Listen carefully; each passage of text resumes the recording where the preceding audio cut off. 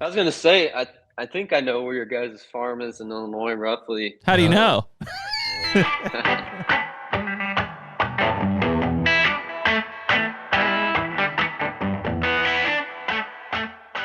HUNTR Podcast is brought to you by Deer Grow. Man, hard to believe, but Deer Grow has been the sponsor that's been there since the beginning of the HUNTR Podcast. Back in 2021, I think that they were the only partner that we had, but it's such a cornerstone brand and set of products for our food plot strategy throughout the year. No doubt. And it seems like we used to have an off season, but not so much anymore. It's like when the hunting season ends, it really rolls right into food plot season, habitat projects, all of the above. And the Plot Start and Plot Boost have been there since the very beginning. That's a cornerstone for all of our plots. The Plot Start goes on at the beginning, Plot Boost goes on midway through. And since they came out with all of the fertilizers, that gets mixed in with the Plot Boost application as well. And I can't believe the results that we've been getting out of that. Yeah, it's been awesome. Like I said, it's all the work now that really produces the results in the fall. So right now, anyone listening to the HUNTR Podcast can use code HUNTR, HUNTR, for 15% off any of the products at deergrow.com. Better food plots, bigger deer.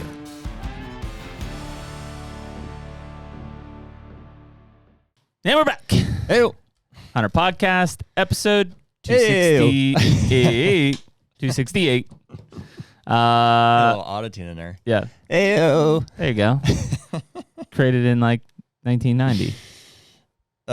Yeah. Little T-Pain. Reminds me of driving to the gym. Me and my buddy Austin, who I talked to yesterday on the phone, we used to race to the gym like when we were 16, 17, like first got our driver's license. Mm-hmm.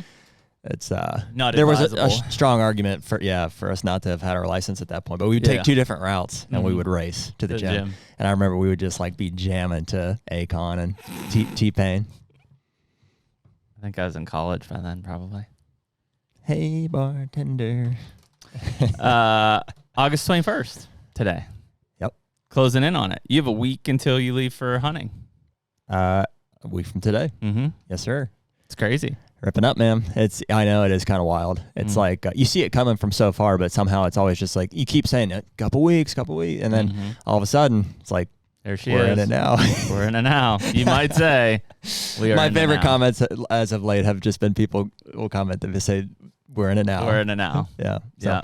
Well, hey, wherever you guys are listening to us from, we appreciate you guys being here. We drop these episodes every Tuesday and Thursday nights on YouTube, Spotify, and Apple Podcast. If you've written us on Instagram, DM, or the website, I'm going to hold my water all the way through this. You see That's that? okay. Yeah, you can do it.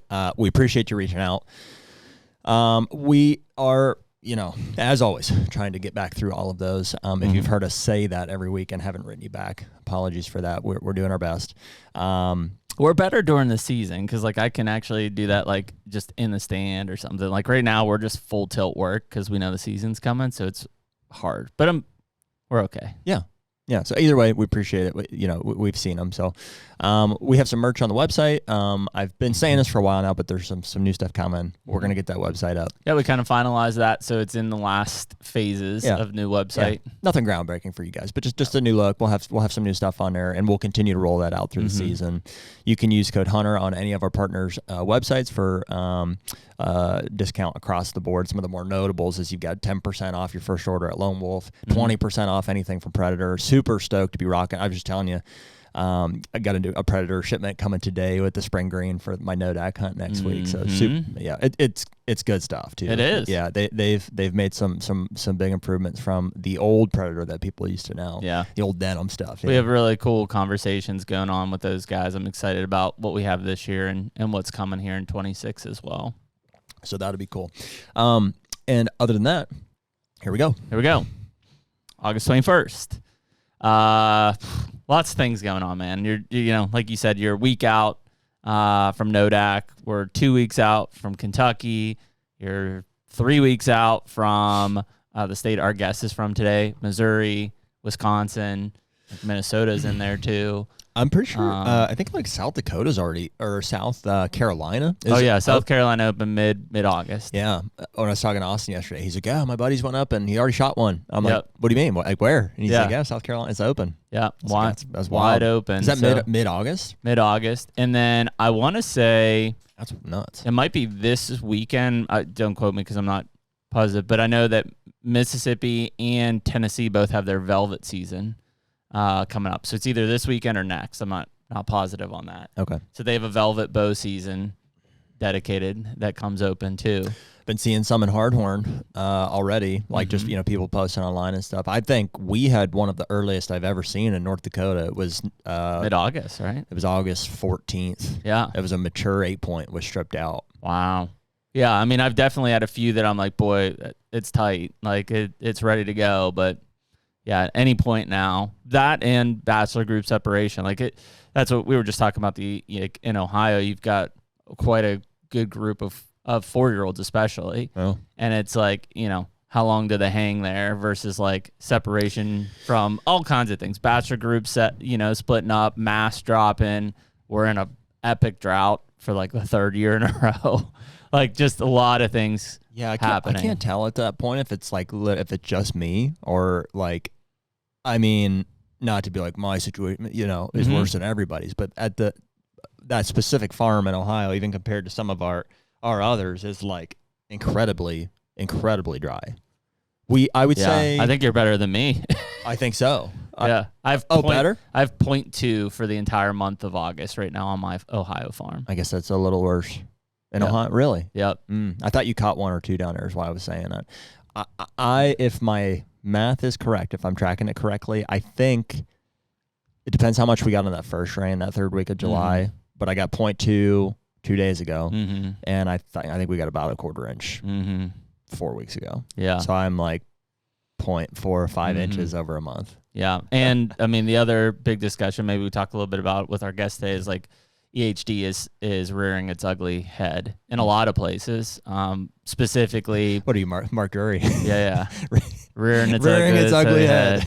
Specifically Southeast Ohio. I mean, like massacre type stuff in a few counties down there. How is that shaping up compared to other states? I've seen the Ohio map, but yep. So Missouri's got some. Kentucky has got some. West Virginia's got some. I'm sure Indiana does too. I haven't seen anything. I haven't seen anything from Indiana or Illinois yet. We heard some in Iowa, right? Wasn't Lakoski getting crushed? Yeah, Iowa has some. So I mean, it's crazy because it does seem to be becoming an every year occurrence in a lot of these states, but the level of impact is definitely what varies. And right now, like southeastern Ohio, specifically like Athens, Washington, are like smoked. Yeah, I wouldn't say that there's been a year that I'm like where I felt like we got crushed in Ohio, but I definitely found one last year. Yeah, you saw that deadhead hanging in the shed. I found him this summer when I was just grabbing a stand out of there, and that deer I recall disappearing. And I mean, you could just tell time frame wise. You could just tell they're either fresh out or died with the velvet on and bugs ate it or whatever. And so we've definitely had some. Yep. So I mean, they're in a bad situation down there because like I said, it's August 21st. I mean, we've got 5 weeks probably before the first frost at a minimum. So yeah, it's not looking good down there. And again, it's spotty, right? It's not like a complete annihilation of everything, but like the farms that are having it are I've had a couple guys write us that one guy, I think I told you, he's got, I don't know, it's 300 or 350 acres and he found 104. Yeah. Like, why do you think that is? Like that you're seeing like that specific why that area of Ohio? Is it like there was a hatch there and it's like those bugs are dispersing from that point? I mean, I think it's a conditional thing. Like that area of Ohio had substantial rain all spring and early summer and created just a pile of like, ephemeral water pools and pockets. And then all of a sudden it shut off, right after 4th of July, and all of that dries out into these mud flats. And I think those midges they're in them. Yeah, but that's like, I mean, dude, we've seen some areas like specifically in southern Illinois and stuff. Remember that even before we saw that, I was like, what is a mud flat? Yeah. And then you're like, oh, this whole bottom is like, but it's that way every year. I do think there has to be some occurrence of it in those areas because the larvae sit in the mud. What do you think about, put your theory to the test of we had a pretty hard winter. I mean, not the whole winter, but I mean harsher than the last 2 or 3. Do you think maybe time will tell here. I mean, are you thinking that theory is proving true or not at this point? I mean, if you look at where we're seeing this specifically in like southern Ohio and Kentucky and southern West Virginia, like they probably didn't have as harsh of a winter as we did in Pennsylvania or east central Ohio or anything like that. So I would assume they had milder temperatures even when we had those cold snaps, or they weren't as long. Be worth looking back. I mean, dude, we had some. I know. They're not. I was ice fishing. They're so like, yeah. It was severe enough that there was ice to fish. Yeah, they're never. I mean, it's not. We don't have the winters from like the 90s and the early 2000s anymore. But last year, I recall distinctly a 2 or 3 week stretch where we were in the single digits. I think the other big thing that I tie it to often is cattle. I think the cattle migrations and transports. We have and a lot stuff. of cattle. I mean, not transportation necessarily, but we have a lot of pasture ground. I think it's the transportation and stuff. I bet that moves a lot of those midges through. That would be my guess. I mean, dude, maybe that's more of a CWD relevant thing. I think of just a storm. I think like just a storm is going to blow bugs freaking across the country.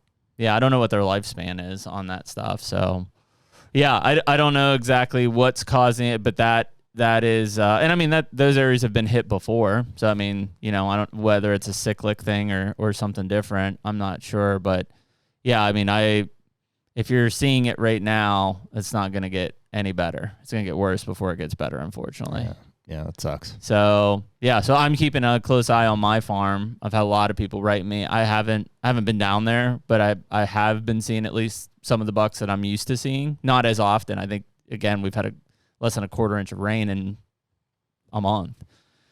So I think those deer just aren't moving nearly as much. And where I have my cameras, like my clover is zapped at this point, So but I would not be surprised if I see it creep over there here before we're all said and done. So yeah, you just got to keep an eye on it, and there's nothing you can do. I mean, I know that there's a lot of talk about ways to prevent it and stuff. It's like, I don't know of anything that's going to fix that necessarily. When it happens, and it's isolated. Like your farm could have it, your neighbor couldn't. So yeah, that'll be a big one to keep eyes on here in the next few weeks for sure. All across the whitetail range, not just in the areas that are getting hit right now. I mean, if there's some areas that are outbreaking, there's probably others that are soon to come. So we'll see. Depressing. Sorry. No, yeah, it is what it is. It is what it is. Yeah, I mean it's. Yeah, is what it is.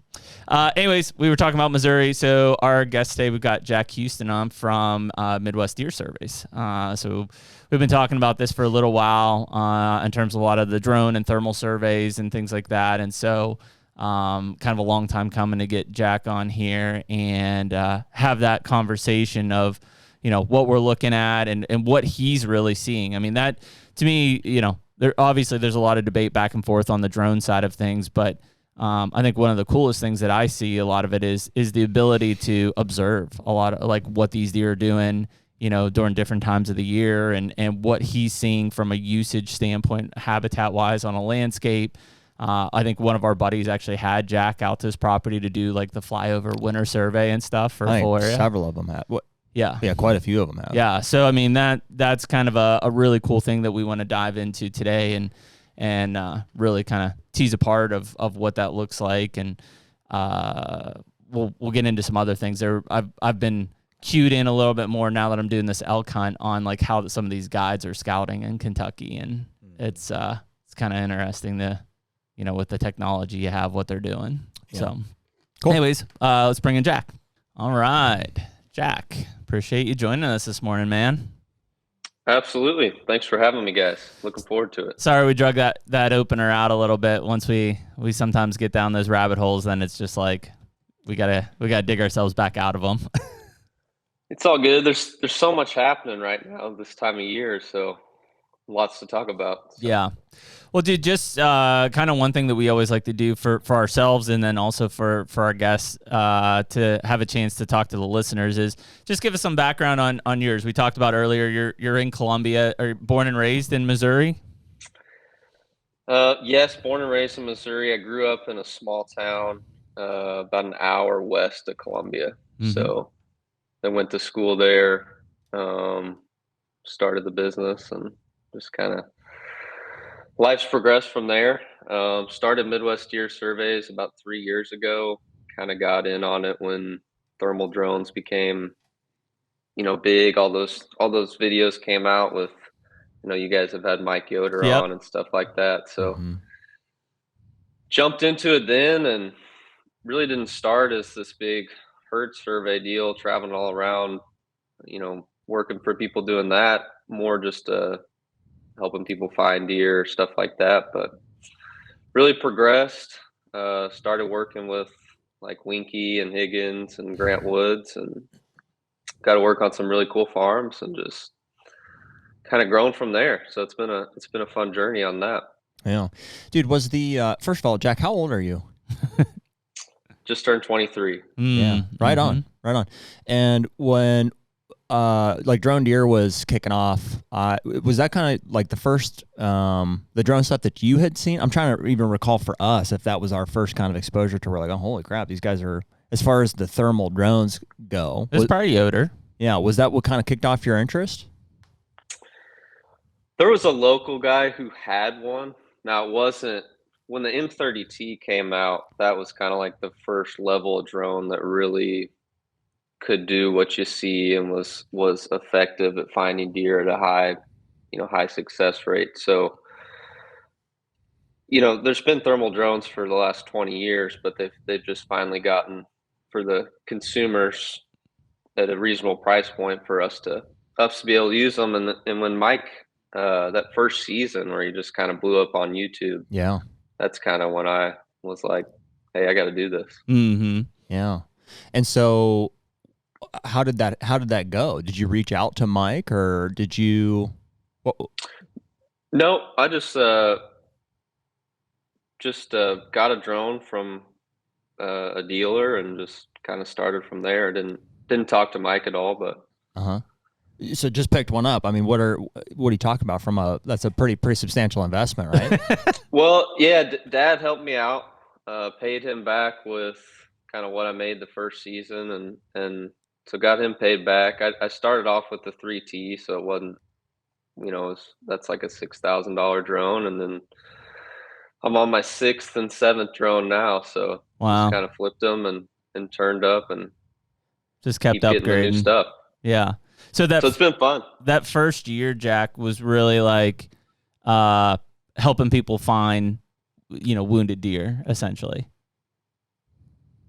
Yeah, and then later that spring, I reached out to those names I mentioned earlier, and really, got on with them, did some videos with them, and then it all just kind of took off from there. Because that's what I was gonna say. Like that's a really intriguing turn there. Like, because I don't even think Yoder, who was pretty tied into that, was even considering the survey side of things, right? And I think when I can't remember which one, maybe it was Higgins, or maybe we heard it from Paul or somebody, but like when I saw you do one of those surveys in the spring, I'm like, oh yeah, like that makes complete sense. Because I'm coming from a background of, for years I did trail camera surveys, for population estimates and stuff like that. And like they're effective, but they also take a shitload of time to complete. Totally, yeah. And I've managed some ground here with my dad for my whole life, and we're trying to grow big old bucks like everybody else, right? But always been really into the management side, and just I saw it as such a great tool for understanding how many deer you have and how they use your property is super important. And so I don't think there's any better way to do that than a drone for most people. So yeah, and I think it was probably was watching even some of your videos that you did, because my first thing was like, okay, well, obviously, can I tell a buck from a drone or a buck from a doe in a drone shot? Well, yes, I can. And then it's like, can I get a clear enough picture or video that I can even uniquely identify those deer? And the answer is yes. Like, so it was kind of it was a cool progression to see you start to apply, I think, what I would look at as a land manager, in a very, not super quick, but a very efficient, time efficient way of surveying, a larger chunk of property. Yeah, and it's a lot of it's what you take away from it. A lot of people get a survey done and it's like, I have this many deer. Okay, cool. But it's, how do we optimize that number, and what do you need to do to make your population better? And so it's helping people understand that. I Part of the reason it's so interesting to me, I hunt two farms. They're about 6 miles apart in a straight line. And one has got 150 deer per square mile. It's a majority timber farm. It's got too many deer. It's overbrowsed. It's kind of like a lot of clients I work with. Mm-hmm. The other one's real open and got a super low density, like 35 per square mile when I've surveyed it. So that's very low. And that farm grows giants, and the farm that's overpopulated and doesn't have very good food is, it's hard to break the 165 mark on deer. So it's always like, okay, why, what is this big difference here? And it's not all density. It's lots of different things, but I think that's a big part of it. Sure. Yeah. Cause we talk about it a lot. I think the least understood part of, what influences deer in particular of, growing big antlers is the social stress side of things, right? Like that's something that we can't necessarily, besides saying this is a higher density than this place, we can't really do anything else that's, really objective to make those differences from a social stress standpoint.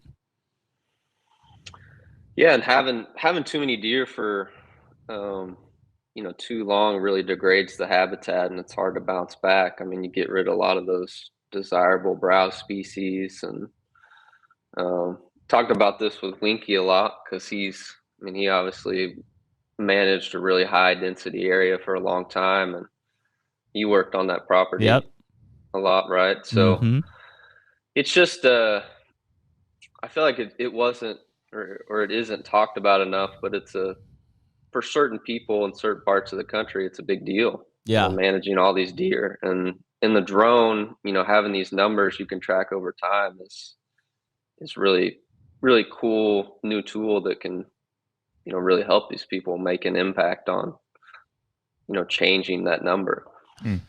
Would you say that the majority of people you fly their property on have more deer than they think they actually have?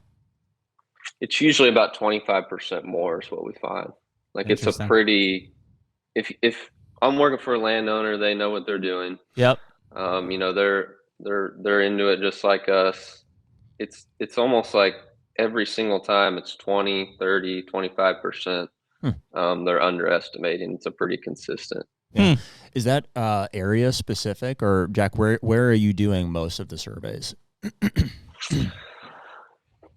or give us a baseline too, like how many are you doing in a given year type of a thing, and like what's the database? This year I'll do about 100. I've probably done like 125 so far, roughly. This year. So yeah, and I'm going to Florida this week to do one. So it's all over the place on that, but most of them are in Iowa, Illinois, Kansas, Missouri. Yep. Kentucky. Yep. Like Western Kentucky. But okay. So you say you're going to Florida, I guess, and this is my naiveness around like the thermal drones. Like, isn't it difficult like now with leaf cover and stuff, or? It's very hard in the Midwest. That particular farm is pines. Okay. So it doesn't really matter. So you've got that, you can go right through. Yeah. Yeah. So it's a little different of a deal down there. But. Gotcha. How big on average, Jack, would you say that the farms are? I'm sure they vary greatly, but I have a lot of people that'll get their neighbors involved. So the bigger the acreage we're covering, the better. But 250 might be an average farm. Okay. Yeah. So I really encourage people to get up to like the 400 or 500 acre mark if they can. Just because that's a better sample size for for what we're doing. Yeah, and I mean, I would assume, especially from a time frame, like in the Midwest, at least, if you're doing a lot of those in winter into early spring, those deer are congregating in certain places. So if you're doesn't mean that they're necessarily not using the farm, but if they're like just bedded on your neighbors and then coming onto your place like that obviously has a pretty big factor into what you're seeing on the property versus like what's actually utilizing the property. Totally. Yeah. And I encourage people to do multiple flights. A lot of people this year are doing a rut survey, and then they're doing one like February through April. So I had good luck with those last year and what we were able to take away for the landowners that did them. It's obviously a little bit farm dependent, but most of the farms I work on, people are really managing heavy for deer. And so they don't have this huge, it's not like all their deer leave their property in the winter, because they do have the food. They're bringing them in. But have you done many of those where you've done a survey like from February to April and then another one during the fall and compared the two? I'll do several this fall that I did last spring, and I did several last year that I did like November surveys, and then again January through March. So those are super cool to see the difference in how those deer move. Yeah. Right one I did last year is pretty cool. So guy has a 300-acre farm, and he leases like basically what is all tillable and just little ditches and cattle pasture around him. But it's like 2,200 acres that he leases, and then he owns the inside 300 or 400. That's all woods. Outside of that, it's just draws and ag ground. So we flew it in November. We found roughly 200 deer on this whole, the whole landscape, the whole 2,200 acres. Yep. And I think we found like 100 on his 400 or 300. Gotcha. Well, we flew it again in, I think it was February, and he killed like 10 does, and the neighbors killed 4 deer. So he had 14 less deer. I think we found 15 less deer. Wow. And so 100, basically the numbers lined up perfectly.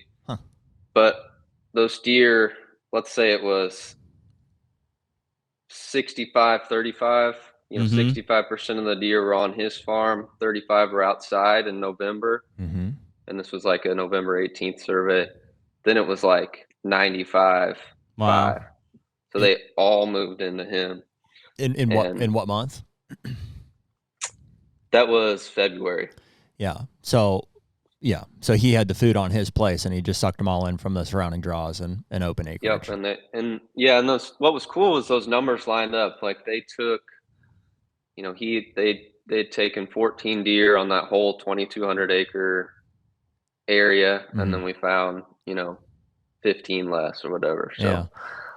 Well, and it's got to be plus or minus something, right? Because there's going to be, is attrition the right word? There's like just natural die off. Well, yeah, totally. Yeah, and immigration and immigration, right. Like depending on what's around there, right? Like whether obviously in this case, I think like to what Jack's saying is like most of these properties are heavily managed, thus focusing on food. So you're not necessarily, if anything, you're probably gaining deer rather than losing deer, especially in the winter month time frame. Well, and on a property like that, there's probably there's going to be, I'm just curious about what percentage of the deer are the same deer, you know, from those months, and you're right, probably 80% of them at least are the same, but on the buffer, I bet there's some. Are you guys trying to uniquely identify bucks like we would in a camera survey?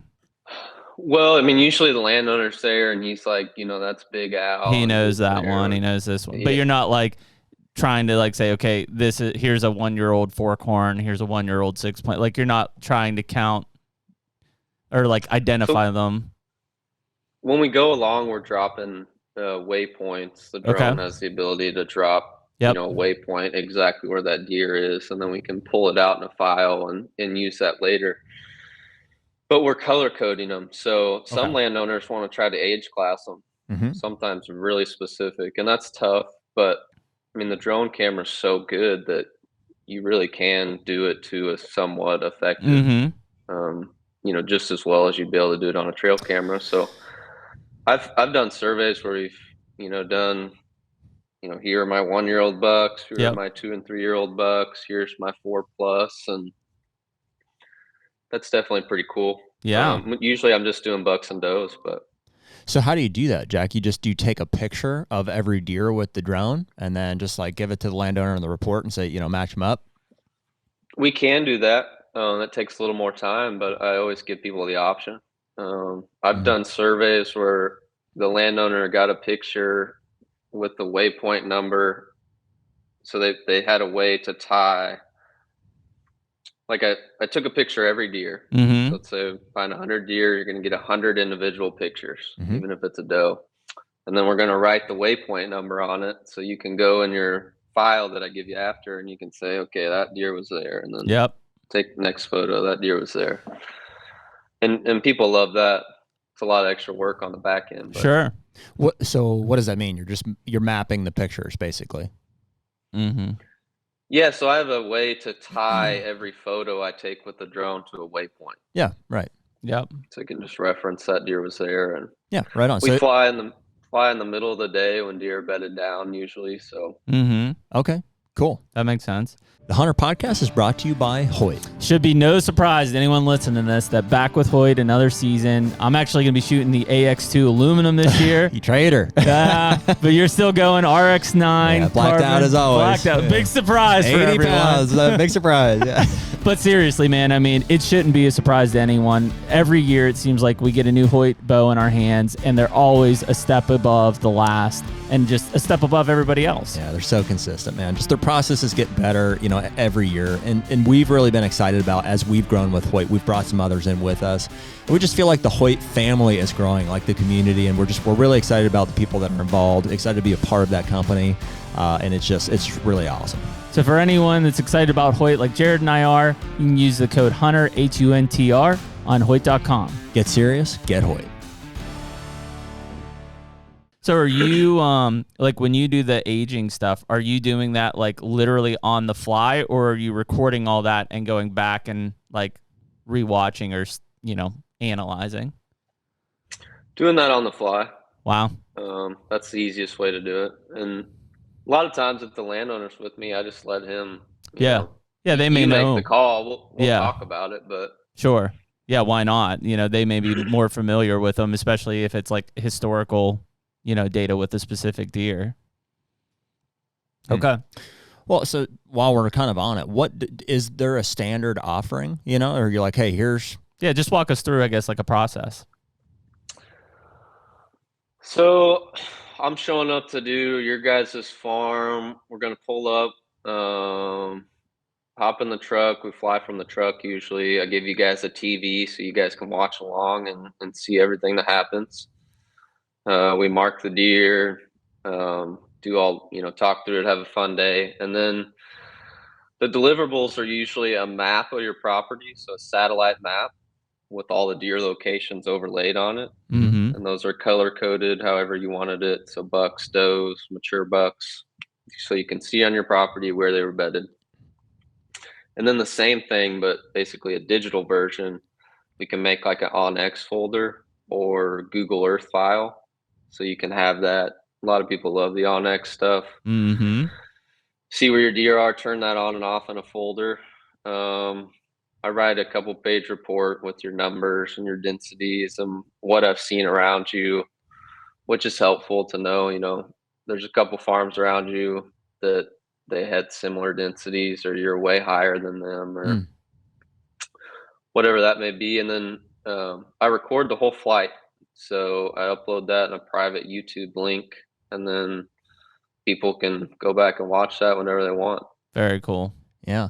In your report, are you trying to make assessments about not just like regional numbers, but like, hey, these deer appear to be bedding on the east or north, like, are you trying to make assessments like that? It's more just based on, how are we going to manage your herd going forward? We definitely see, deer are going to bed how you think they would given the wind 90% of the time. Okay. So it's always cool to see that they're bedded on the opposite side of the hill or whatever. Mm-hmm. Is that right? Yeah. Generally, that's the case. You see them bedded on like leeward sides of like Mm-hmm. at the crest of Wind's coming over the hill, and they're on the other side. You do see that. Okay. Verified, Jared. Well, I was going to ask you, what do I think that where they would bed? You know, everybody might have a different idea. I don't know. Particularly in like hill country, you get up to like where Winke is, where you have the really steep stuff. I mean, that's like every time I've done a survey up in that kind of country. So yeah, see that, but it's more dense. It's more, ideally these people get a survey done every year, every other year. At the same time, we get really good trackable data, and you can make a difference on your herd and see it over time. Just like getting a soil test and adding inputs, trying to, fix your pH or whatever. That's the idea here. So it's making a plan for them. How many, how do we manage your herd going forward? That's most of what the report is. And of course we're talking. I try to help them on, habitat or whatever, but I'm not a property consultant or anything like that, but always trying to help people get in the right direction. And then last thing we can do is like, we can take the drone I have now take the clearest pictures. It's hard to believe how clear they are, but if people want that clear picture or video of any individual animal, we can give that to them as well. Yeah, that's cool. Are you, and maybe you're not giving this advice as much as you are just giving the information, but you're like, so if it's about managing the herd, the two main things that come to mind are buck to doe ratio and overall numbers. Do you have some opinions about that, or do the landowners that you see having success with stuff have some overlying opinions on where those should be? Yeah, people generally kind of listen. They want to get my input, and I always give that in the report. We're trying to typically lower the density, and we're trying to get that buck to doe ratio to 1 or better. What is better? More bucks than does. Interesting. Okay. Which I've seen in the few farms that, maybe 10% of farms have that. But and there's probably, those people are doing other things because, they've been killing does and they have better food plots, and so there's all sorts of other stuff that contribute to that. But I think that's very helpful to have more bucks than does. I really like that. I would tell people to always strive for that. It may be impossible in a lot of scenarios, but. And what makes you say that?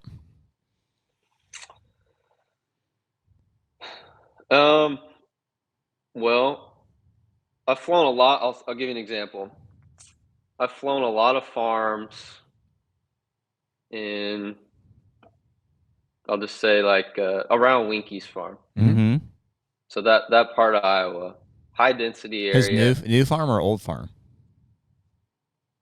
His old farm. Okay. Yeah. So just that area, Iowa. We're not going to get anywhere specific, but Albia. Yeah. Everybody knows where it's at. Yeah, a lot around there, and a lot of those farms have a 2 does to 1 buck ratio, which you may say isn't that bad, but they have a really high density. Yep. And a lot of these farms, I fly in January, and several different farms. We saw January rutting activity, bucks breeding does in January, and that's just really hard on them. Oh yeah. Having that quick, intense rut, saving those bucks' bodies, I think that's just a huge part of it. So I would agree. If you get more bucks than does, there's less does to breed, and you get a more intense rut. And I just think it's hard to achieve, but it is better for growing, the biggest deer long term. It's kind of funny you say that. I've had a lot of discussions on my Kentucky farm, because I guess it was in 2019, knock on wood, was the last time that we got smashed with EHD. And that area, because it's got a lot of big timber around it and pasture ground, there's not much ag. It's got traditionally a low deer density. Like I think when I bought that farm, I had like on 275 acres, I had like 6 bucks, and probably 3 of those were 1-year-olds. Like it just, you know, it had been hunted hard, but that area just traditionally hadn't produced a lot of deer. And I think I was talking to Winke actually. And I was like, because he had just moved to his new farm at the same time, and he had like, He's like, same, bro. Same, yeah. I don't like I'm not seeing any deer on my place either. And I was like, man, Bill, it just is crazy. Like I've never had an experience where I've planted food, and like come March, all of this food is like still there. Like, you know, there wasn't nearly as many deer to eat it. And at some point, you know, with still the frustrations of like we didn't have the deer we were looking for, also came the thought process of like we're probably in a better situation to build a quality deer herd than the guy who's got so many deer who has to reduce it to get to a quality deer herd. Like we can very much control, because it's so low, how many we take or what we don't take, you know, as we move through the next several years. Whereas the guy who's got too many every year is just trying to put so much pressure killing these deer. And frankly, it may not be impossible, but it's a really big uphill battle to get that population down. Because as soon as he kills 10 does, if he has all the food, he sucks 15 in, you know, like immediately. Yeah, that's the problem. And a lot of people, I mean, it's just so much work to manage that and handle that. So you want to get ahead of it early, and a lot of people are way behind. But and there's like we talked about earlier, the habitat degradation. I mean, a lot of those browse species go because there's a bunch of deer where there's no food, and they're just picking everything, and nothing can really get going. So there's lots of problems with that, even, you know, outside of just extended breeding. Yeah. Jack, you mentioned, or you threw out a few names that we recognize. So Don Higgins, Bill Winke. Did you fly Likoski's farm or a few of them? No, never flown there. Not Likoski's. Who else? Who else that we may know or that you feel is like a reputable source? Grant Woods, Higgins, Winke. Yep, Grant Woods. Flown with like Mark Cluster. Yeah. Okay. There's a few people I can't talk about, but why not? they just asked me not to. Okay. Don't mention their name. Yeah. Interesting. Privacy. Yeah, privacy is a big thing on. Sure. I guess what I do, and just gotta respect that for other people. But yeah, can I ask you? I won't ask you who they are, but why do you think that they don't want people knowing that they're getting surveys on their farms, or why would that be? I get it. I mean, these farms are it's a really special thing for people. I think some people just like nobody can know anything. So they're good guys, just quiet to themselves. So yeah, fine. So they're not known guys then. They're just more private people is what you're saying. Well, one of them's known, yeah. Interesting. Cool. But all right, word. Nothing bad going on, just want to keep it low key. So yeah, fine. Cool. So we know at least 4 or so of those. I was going to ask, as far as like differences in either opinions or management styles, like I'm sure as you're flying those guys, you know, they're sharing with you their opinions of what they'd like to see from a buck to doe ratio, from an overall number, or just a thought process on, you know, the information that you're giving them. What would you say are some of the differences or similarities? They all want a 1-to-1 ratio or better. They all do. When I flew the proving grounds to this March, I think Grant had one more buck. He had more bucks than does there. So, and then of course Winke probably is at like 1.25 bucks to does right now. Yep. And he's just getting started, so I'm sure it's going to be like 3 or 4 bucks to does in a few years. But and then Higgins' property is a little unique. I always fly it late when all his bucks disperse, but he says he has a 1-to-1 ratio during the rut and stuff. He's kind of a big doe factory and giant ag country. Yeah, they move in when the fall, you know, for the fall and winter. But yeah, that makes sense. Interesting. Here's one for you. So, and we just had Don on last week. How well can you see fences with a thermal drone? He was pretty open. He was pretty Don open about it. He shared with us exactly where they're at. So he talked about the perimeter fence. Yeah, go ahead. The first time I met Don and we did a survey like 2 years ago, we actually shed hunted his farm the same day. So I got to walk around and see all that, which was super cool. And he holds that in high regard, man. So don't take that lightly. We just talked to him about that. No, it was special. And, I just met him that day, and we were, I think his, the grandkids were there, so that was cool to be able to do that, and found some sheds. But yeah, the fences are there. I mean, it's not like they're around the whole thing, but certain parts. And I've worked with a lot of landowners who, I don't know if it's from Don, some of it's from Don, but they do have fences and they really like them. Mm-hmm. So they've eliminated the problem of a bad neighbor, and they're really happy they did it. Yeah. You'd say you're seeing that fairly frequently on farms that you're flying, or just here and there? I didn't see it any the first year, and then this year I saw it quite a bit. Wow. So it's coming, and as long as it doesn't get too out of hand, I don't see any problem with it. In my opinion. That's the question. Like we what would we say is too out of hand? Well, I mean, if you fence off a problem neighbor, I get it, right? I get that. Yeah, I mean these are $1 million farms, and lots of time and money get poured into them. So if somebody's going to cause you a bunch of trouble, then I get it. But if you start fencing more than 40% of your farm, that gets a little crazy. 40%. Okay. Interesting. It's fun to flesh that number out with people. It's like, well, yeah, I'm taking care of a bad neighbor on 4 sides. Yeah. Yeah, I get it. I don't know. I mean, no knock to them. Like, again, I think Jack's right in terms of how much money and time they're putting into them. I don't think I can do it. Well, what's $1 million farm? I mean, it doesn't take much to make, it's 140 Not acres, anymore. $1 million. Yeah. Everybody's got $1 million farm. Yeah. Yeah, I just don't know if I still want, like I said, and I beat the dead horse, but like I just don't want to get to the point where, the reason it's getting done is to get a buck to 5 or 6 years old, right? To get it to maturity because the neighbors are killing it young. That's probably in most cases. Sure. I don't want to get to the point where like that's not special anymore. Yeah. Well, that's the.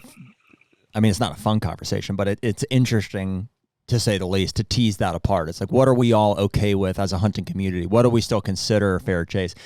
Everyone can acknowledge that there's, if you're going to call them bad neighbors, or just lack of control to be able to get deer to a certain age. And yes, you want to protect an investment, but where do you draw the line? It's better than a fence if you want to bring deer into your property in timber country. What's that? See it like crazy with the drone. Well done TSI draws deer in like just you wouldn't believe. And I'm sure you guys know, but I mean, you just see deer get sucked in. Interesting. Mm-hmm. So you're looking at like the surrounding properties as more mature, not real good TSI, but then if a property has that done, it becomes the sponge. Absolutely. I think that's the browse thing, man. It's all about browse. Yeah, and I mean, we're all probably big food plot guys. Like, we get it. But at the end of the day, like, a deer's diet is 60+% browse, like, for most of the year, especially in the critical time frames. Well, we've said that before. I think well-managed timber is like the baseline or benchmark. It's like the lowest, on the food pyramid thing. Like, that's what has to happen to manage a deer herd is well-managed timber. Yeah. Well, Jack, I was going to ask in terms of like bringing that timber into it, the discussions that we have, and you probably see it more in the Midwest where you're at, is, use of warm season grasses and switchgrass, right? Like, obviously it's got its place for a lot of farms, whether they're using it for cover or screening or whatever. But, it seems like, at least where I'm at in my timber country, like those deer just would rather be in TSI timber than in a switchgrass field and I'm not saying they don't use it ever, but that's just the observation I'm seeing. Like when you're flying these, particularly in that winter time, I'm sure like south facing slopes and things like that become a big piece of it, but I'm just curious to see like what your usage observations are. Back it up. Maybe just another way to ask the question. Like, how are you seeing usage of different habitat types on these properties? Yeah, so most of my surveys are mid-November to mid-April. Okay. And I truly almost never find deer in switchgrass, and I've flown over thousands of acres of it. Interesting. Well, as far mainly from a bedding standpoint, is what you're saying. Yeah. Mm-hmm. Interesting. And I think that totally has to do with.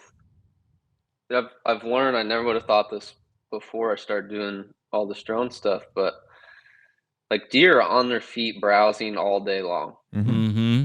Just stand up, grab a bite. I mean, didn't think it worked like that before, but in the switchgrass in the wintertime, there's no food out there. Right. And so I think it like entirely has to do with that. I would agree. Now I fly in the summer a lot, and the deer are out there like crazy right now. So I mean, there's tons of deer in switchgrass right now, but there's food in the switchgrass. Right, there's like forbs. Lespedeza growing, and whatever forbs it is. So I think that switch from where it changes from deer using it to not using it is around like the 1st of November. So a lot of people get real upset. They're like, I've killed a lot of deer in switchgrass, and it's like, well, when did that happen? And it's September, October. So I think it's a really effective early season. They'll be in it then, but just to clarify, Jack, and you may not know from a drone, but it's like, do you see a difference? Or I mean, to tease out like a switchgrass, like I specifically planted switchgrass and I want deer to bed in it or whatever, versus like a CRP stand that's a more diverse stand of like warm season grasses. Do you see any difference there? When I fly in the winter, I don't. All that stuff is no. That's a good question, but any warm season grasses, just no not go. find them in it at all. Yeah. I think it makes sense, man, with what you're saying, because well, and this goes back to even like keeping switch like super clean, is like those deer want forbs right now. Like that browse is not nearly as big in their diet as we talk right now, even into September, as it's going to be in November through the winter, right? So forbs are predominantly, the big one that they're going on. But especially as we get to late September, early October, what happens is we get those first heavy frosts and those forbs just gone. Like maybe some cool season grasses and stuff are still in there, but I don't know. I mean, this just talking out loud, right? They almost disappear. All that worm, it's essentially a warm season, like a broadleaf weed is what it is. It all goes dormant, like early October. Well, and that's what I'm saying is like, as I'm talking through this right now in my head, I'm like, man, the one thing that we are doing with a lot of our warm season grass and switch in particular is like, we're nuking everything else out of it. It is a monoculture. Like, no cool season grasses, right? We're spraying Gly in the early spring to knock those out. Well, in fairness, the forbs are not active then either. So like a spraying in like March is to kill cool season grasses. But if you throw quinchloric and 2,4-D, which you just did recently, right? Like that's going to wipe out all your forbs. It will. So temporarily. So I'm just saying, like, in our minds, we've kind of been talking about keep it clean, per what you're seeing. Like they kind of want dirty CRP, and at least right now. So here's an added component to that. It's like, what are you seeing as far as bedding on the edges of it, or usage around those? If deer are bedded in it in that winter time, it's almost always on the edge. I've flown Don's farm several times, and he's really limited on cover, and he's got some switchgrass, which it's pretty cool because he's got food planted all the way around it. So it's right next to the grass, so that deer can step out and they're in food. Like it's right there. They don't have to walk 500 yards to the food plot or whatever. And I think that helps. So having the food all around it. Yeah. So on Don's farm, are you seeing them bed in the switch then? Well, in that winter time frame, not really, but I've found, I see a few. Yeah. So if I'm building my farm based on everything I've seen with, I think switchgrass has a place. I'd plant it in certain spots, but I wouldn't give up a lot of my acres to it. Right. A lot of people just think it's like, I'm going to make this farm super thick and, throw it all in there. Let's plant 50 acres. But Right. that's just not a good plan. Even if you're only hunting early season, because if you take away all those acres, you're trying to get bucks to be 5-6 years old, and Yep. they're going to leave you, go to the neighbors, and get shot. I had a conversation with a guy this week about that. He planted his whole farm in switchgrass. He's in Iowa. He just, wants to make it as thick as possible. He's got 100 acres. And then he's like, yeah, one of the neighbors just thundered my best 4-year-old late season. It's because left him, because he's all switchgrass, and they're interesting. On that farm specifically, is that a big contiguous or several big contiguous blocks of switchgrass, or what does that look like? It was probably, it's 100-acre farm, probably half switchgrass and small fields. Wow. So like 4 10-acre fields or something like that. Wow. Yeah. Well, and so we are kind of in the early years of an experiment, at least on my farm. I did, well, here, I'll just tell you. So we did, 2 years ago, planted the very first switchgrass ever on our farm in Ohio. And I did, there was like 3 notable sections that I did, totaling maybe 2 acres, 2.5. More buffer, though. 2.5 right? acres type stuff. Yeah. What they were was, one of them is in conjunction with a food plot. Basically what I have is, there's a well-managed timber, like we almost clear cut a ridge, classic, like what you're talking about. And we can hunt that in some ways, but it's a lot of that ground out there is kind of like they can see the food source from the bedding. Not like Winke's where they're above it and the food's below, but like they're bedding on this ridge, and then there's like a swale or like there's a creek that runs through it type of thing, and then it comes back up, and then the food is here. And so it's really challenging because you creep as far as you can to the edge of that food source where they're just out of sight there. But it is close quarters, and it's really challenging to get in and out of and stuff like that. So on that one, I planted a fairly dense perimeter, not all the way around it, not like, oh, hey, there's just small openings type of a thing, but on 2 sides of it that were bordering big ag on one and that bedding area on the other, I buffered it with like a 10 to 15 yard wide strip to just create some separation there. So that was one.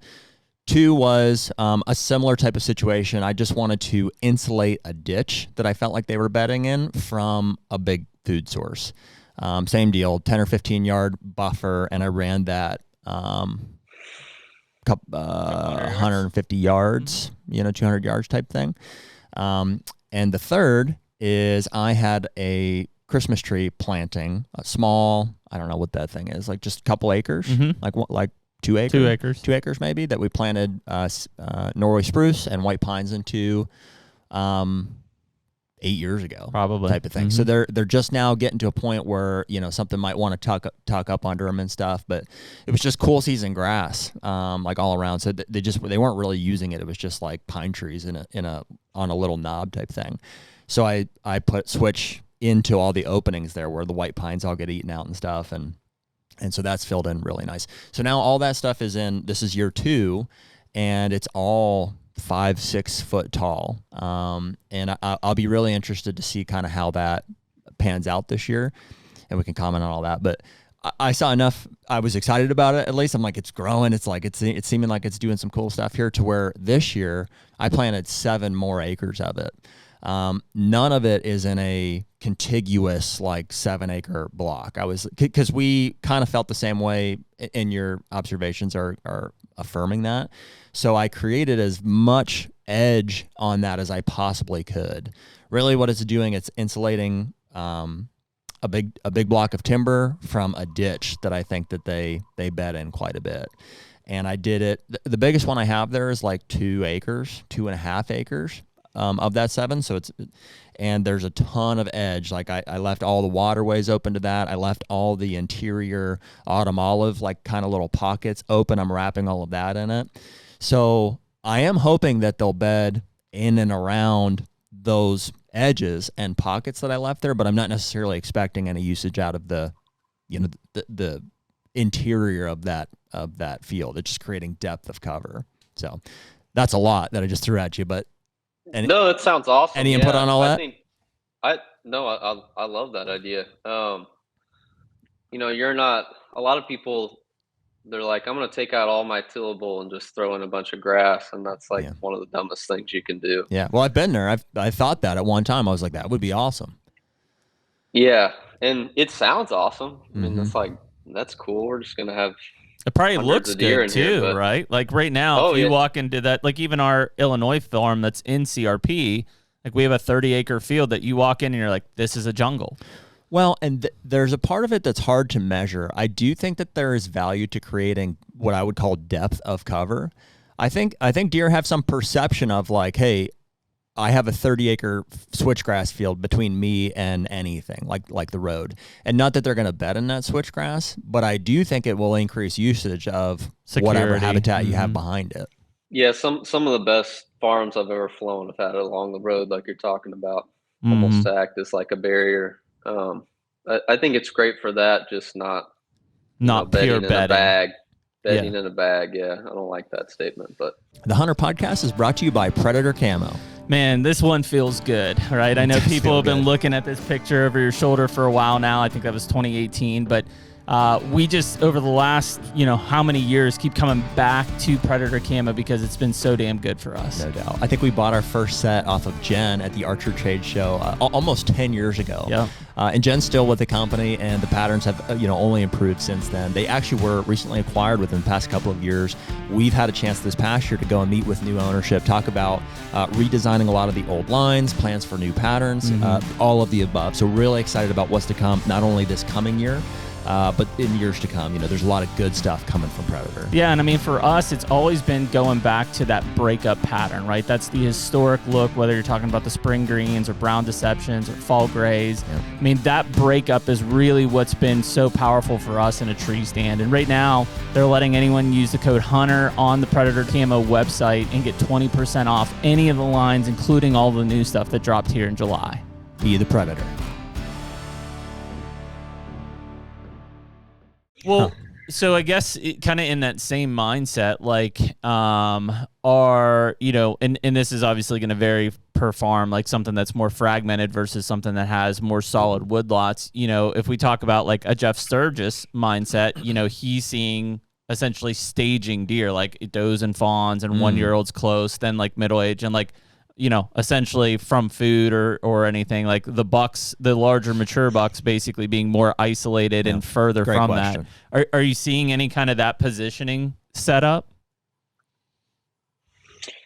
Yeah, totally. The big bucks are edge creatures. They want to naturally be away from it all a lot of times. A lot of days when we survey, it'll just be kind of these 300 yards from where the good stuff is, and he's just over there.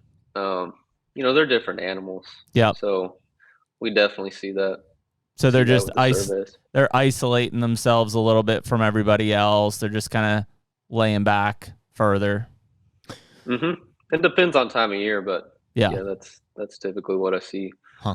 To elaborate on that, I mean, what conclusions or what specifically have you seen with mature buck bedding? Like, are you like, hey, they almost always do this, or like, so tease that apart from, what we talked about earlier. You're like, yeah, it's what you would expect. They're like on the leeward knobs and stuff. It's like, cool. All deer, assume, use that kind of a pattern, but are you seeing anything specific about mature bucks and how they bed? Not should have a better answer to this, but not totally. No, you probably you may not, man. Like if there's not like a pattern. Like I assume with the amount of properties you've flown and probably the amount of mature bucks you've flown over, I would think that if there was a quote unquote pattern forming, you'd be like, oh, they all do this. Yeah, and I'm sure it's way different in October and early November than when I start flying. Sure. Late November and December. So I think it could be much, much different then. And I wish there was a way to see through the canopy then and get started earlier, but right. I guess that's limited by that leaf drop. Yeah, that's a big part of it. I guess that's true. So like early in the flying season, essentially like late November, are you seeing a lot of like lockdown activity? Are you seeing like bucks isolated with does and that kind of thing? I did probably 4 surveys in November this year. I kind of waited. I'm doing a lot more this upcoming year than that, but last year I did probably 4, and saw a lot of rutting activity. Like I think it was November 18th, 19th, just all day long, running through the woods. Made it really tough to do a survey because they're moving so much. But I bet. Just all day long. So that was cool.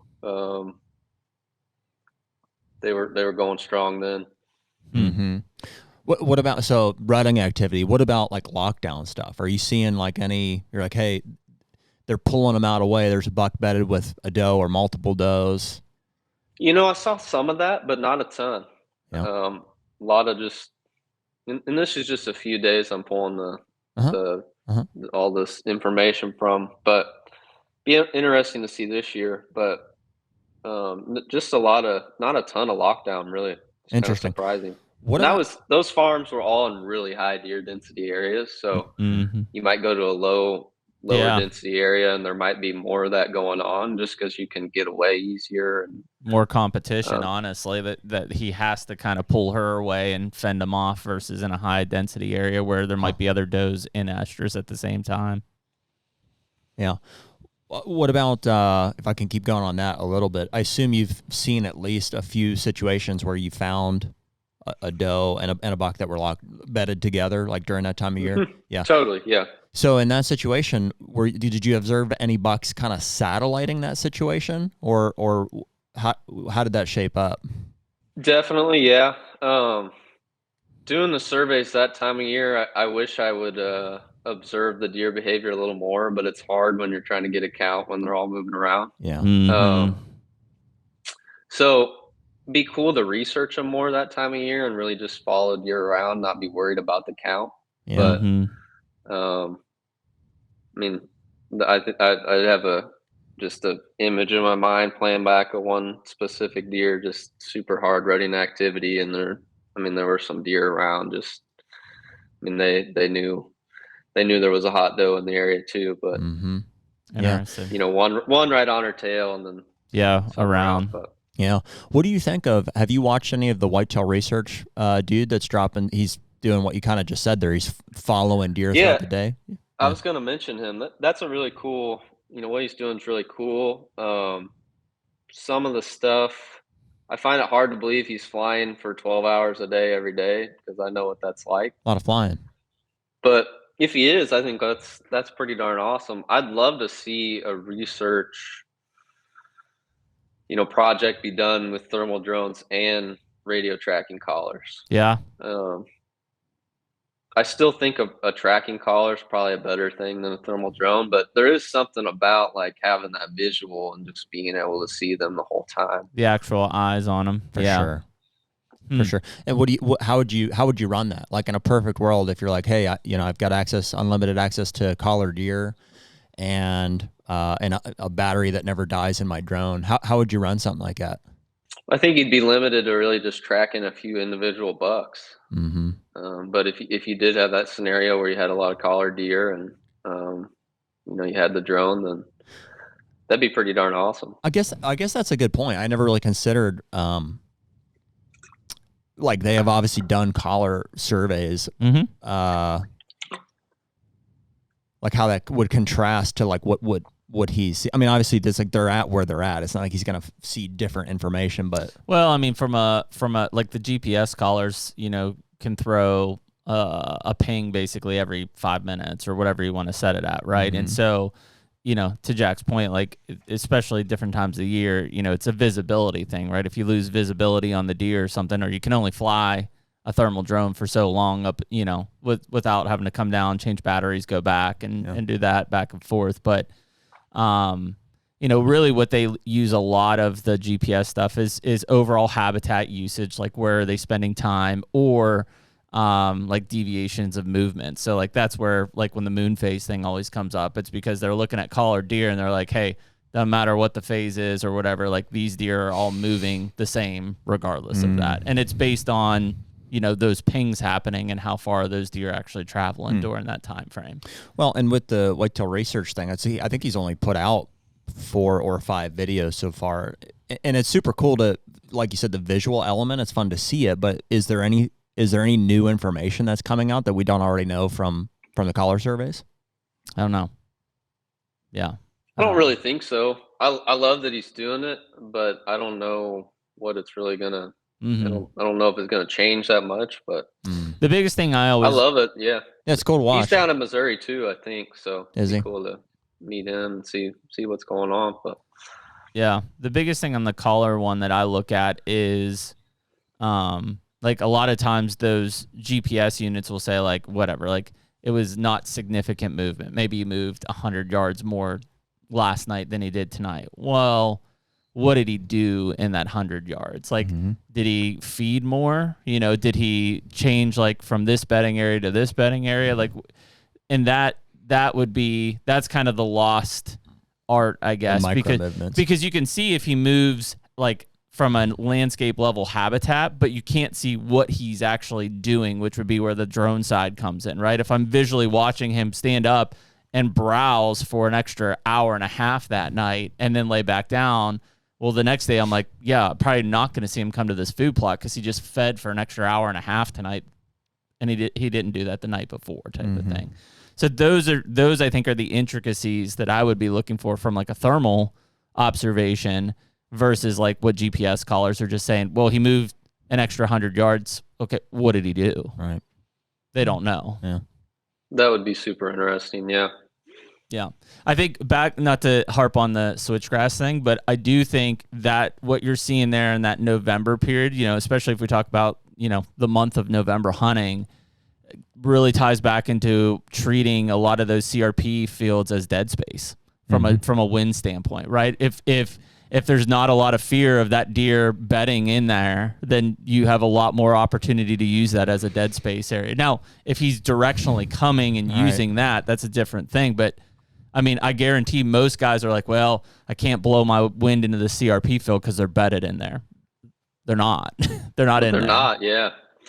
When I was with Mark Cluster on one of the properties, we were flying, and he's like, we're going to turn this into a bunch of switch, so when we access it, I know there's no deer there. And I'm like, that's kind of an interesting way to think about it. But yeah, he was like, I want to put the switch so the deer don't go there. Right. Interesting. And he was thinking of it more, that was a particularly like a late season spot. So we know that, the deer definitely aren't going to be in there then, but we kind of do that too. I mean, that one buffer strip that I put along that ditch there, I know they will go through it, but in my mind, I'm like, it's enough of a visual barrier that I want them to come up around the end of it, because that's where I'm set up. I've got a water hole up there. I've got food plots up there. If I give them just enough of a visual barrier that they're going to want to come up and around it versus just straight out of the ditch into this, bigger ag food source, then that's how we use it too. Yeah. One of the coolest farms I ever flown. It's really large. It was almost 2,000 acres in Iowa, but it had like a 100 or 200 yard strip of switchgrass around like half of the farm. Jeez. Which is almost like just like a fence. I mean, we found like 2 deer in it, and just like a fence on the road, Yeah. I mean, it's pretty extreme, but it worked. I'll be interested when you fly your November ones this year, if you're doing more of them, to see if you see, I guess, call it usage of switch. Like, are they traveling through it? Like, are they going from point A to point B through it? Are they going, to your point, around the edges? Because like that, to me, if we're talking about anything observationally from a thermal use on management or hunting, if we can understand that, maybe it's not 100% of the time, but a high likelihood amount of the time that during this time of year, deer are not using that stuff like a lot of us think they are, then that becomes a very critical piece into how you hunt a property or set it up. Totally agree. Yeah. Blow your wind and that stuff. Yeah. Well, dude, it would almost be like a totally different type of a survey. You could say, hey, well, listen, it's great. We can come out and we can count them for you. I can tell you ratios and stuff like that. Or it would almost be like a movement survey. It'd be like, let's come out, depending on time of year. Let's say it's like you want to see morning hours or evening hours. Let's see how they're using the farm. How long does it take you to fly a farm generally, 100-acre farm? Less than an hour. Less than an hour. Even if it's all timber and has 100 deer, yeah. Yeah. So maybe it's slightly more time consuming, but I mean your price could reflect that. But it's like, I just want to see from whatever 4 p.m. to 6 or 7 p.m. I want to see where everything goes. So or specifically mature bucks. I want to see where these bucks go and how they move. Well, so that's what I was going to say. So we were talking about the waypoint piece. Like, can you? Because you can't collar deer on your own farm. We all have wanted to. Can you drop like a waypoint on a deer and it continue to follow it as it moves, or no? So the new drone I have now has active track that's really, really good. So you can basically draw a box around a deer. Yeah. And I've tried it, and it'll follow the deer around. You don't even have to touch the controller. You can't do multiple though at the same time, right? Correct. Yeah. Okay. Just one drone, one deer. What drone is that? I'm running the Matrice 400 with the sensors I have on it are the H30T and the P1 for mapping. Cool. So it's a DJI. But yep. And is that DJI? Is that like? Are you like? You talk about those sensors and stuff. Are you piecemealing that essentially to be like what you need it for? Correct. Yeah. So reason I have that drone is because you can get it's a 1280 by 1024 thermal sensor, which is 4 times the level of like the M30T or the basically every other drone. So you have a 4 times clearer thermal image, which allows me to fly when it's sunny, allows me to do all these things that you just can't do with the other drone. Survey faster. It changed the game for me. So that's crazy. Yeah. And all these drones are like you can buy them, right? It's not like you don't have to have a special license or anything. Or do you? You can buy them. It's really, really hard to get stuff right now. It is. So like I don't know of anybody else, and even the dealers that can get the 400s in. So it's super hard to get them through customs and get your stuff right now. I think it's a little easier to get like the 30T and stuff. There's just more of those across the border, but all the new stuff that's come out in the last 4 or 5 months, it's hard to get that stuff through. Is that part of like the U.S. government's battle with like DJI and stuff? They can have a pile of those on the border, I assume. Is that like, I'm thinking of other industries or like, people who are buying thermal drones. Like, what do you need? What would you need that for? Yeah. Yeah. I mean, there's millions of dollars worth of stuff stuck up in customs right now. I was talking with the drone company yesterday for 2 hours trying to figure out how to get more stuff, but jeez, it's a battle for sure. And who knows what the future is? I mean, these things may be kind of a DJI in America, which they're light years ahead of all the other drone companies. That may not be available in a year or two. So yeah, just based on how things are shaking out. Well, I mean, how about from like a state and DNR standpoint? Have you had any discussions, or do you fear anything? Like, I mean, clearly doing a survey and stuff doesn't seem, harmful to what you're doing from dude. If I was gonna run a drone business, I'm thinking about the government contracts that could come from like you're saying, some of those DNRs and stuff. I guess that's your question. Is that on the table? Is that something that they're open to? Something I'm working on. Yeah, it's when you start dealing with government, it's like this whole different. Oh yeah, it's just light years different than what I'm doing with private landowners. But I think it'd be awesome to go like survey every conservation area in Missouri. That's what I'm talking about, man. Like, or at one point in time, I had conversations with Pennsylvania Game Commission about basically splitting the state into, and this was years ago, so there were no thermal drones in use, so we were using cameras, but splitting it into basically 200-acre chunks and surveying, essentially 5% of them and get a number and then like extrapolate what the state looks like in these different areas. Like obviously thermal drones are going to be way more efficient at being able to survey, but like, you know, one of the biggest questions I think most people, no matter what state you're in, is like, how many deer do we have in this state? Like, you know, it seems like constantly we're getting fed a number of like, there's this many deer in the state of Illinois or whatever. And it's like, are there? Like, how do you know? Like what? They're way off. Yeah. I mean, I know how they do. They try to like DMAP is a program in Missouri. Yep. And they say in my county there's an average of 17 deer per square mile. And they try to, you know, say, you know, you have 80 on your hunting property, and they use this 17 average. Well, it's like, you know, half the county is literally just cornfields, and then the other half's bunch of timber and has 100 deer per square mile. So I don't know how you're trying to use that average to help people manage their deer properties, but they say Missouri has 1.7 million deer plus or minus 250,000 right now. And I would have a hard time believing it's not at least double that. Wow. That's crazy. And I mean, that's the information that I think a lot of people, well, in that opening, we were talking about the EHD outbreak in Southeast Ohio. And there are guys that are like, listen, we're not going to have any deer in this entire, you know, half a county to hunt. And like, I'm like, well, there's a lot of deer that die, but there will be deer. Like they'll make it. Like they just don't believe it because, you know, they don't see them out in the bean field or whatever. Where are the state assessments coming from? Where's harvest data and models? I've always hated. I don't think they're correlated at all. It's how it's always just because been. you're killing less deer doesn't mean there are less deer. They've always been harvest data and models. Nobody. I mean, that's every state. Going back to when it was mandatory check stations, that would have been the only other way that they had, and even then, it's still harvest data and models. That's so dumb. Yeah, there's no resources. How can they still? And they think that's a strong degree of accuracy.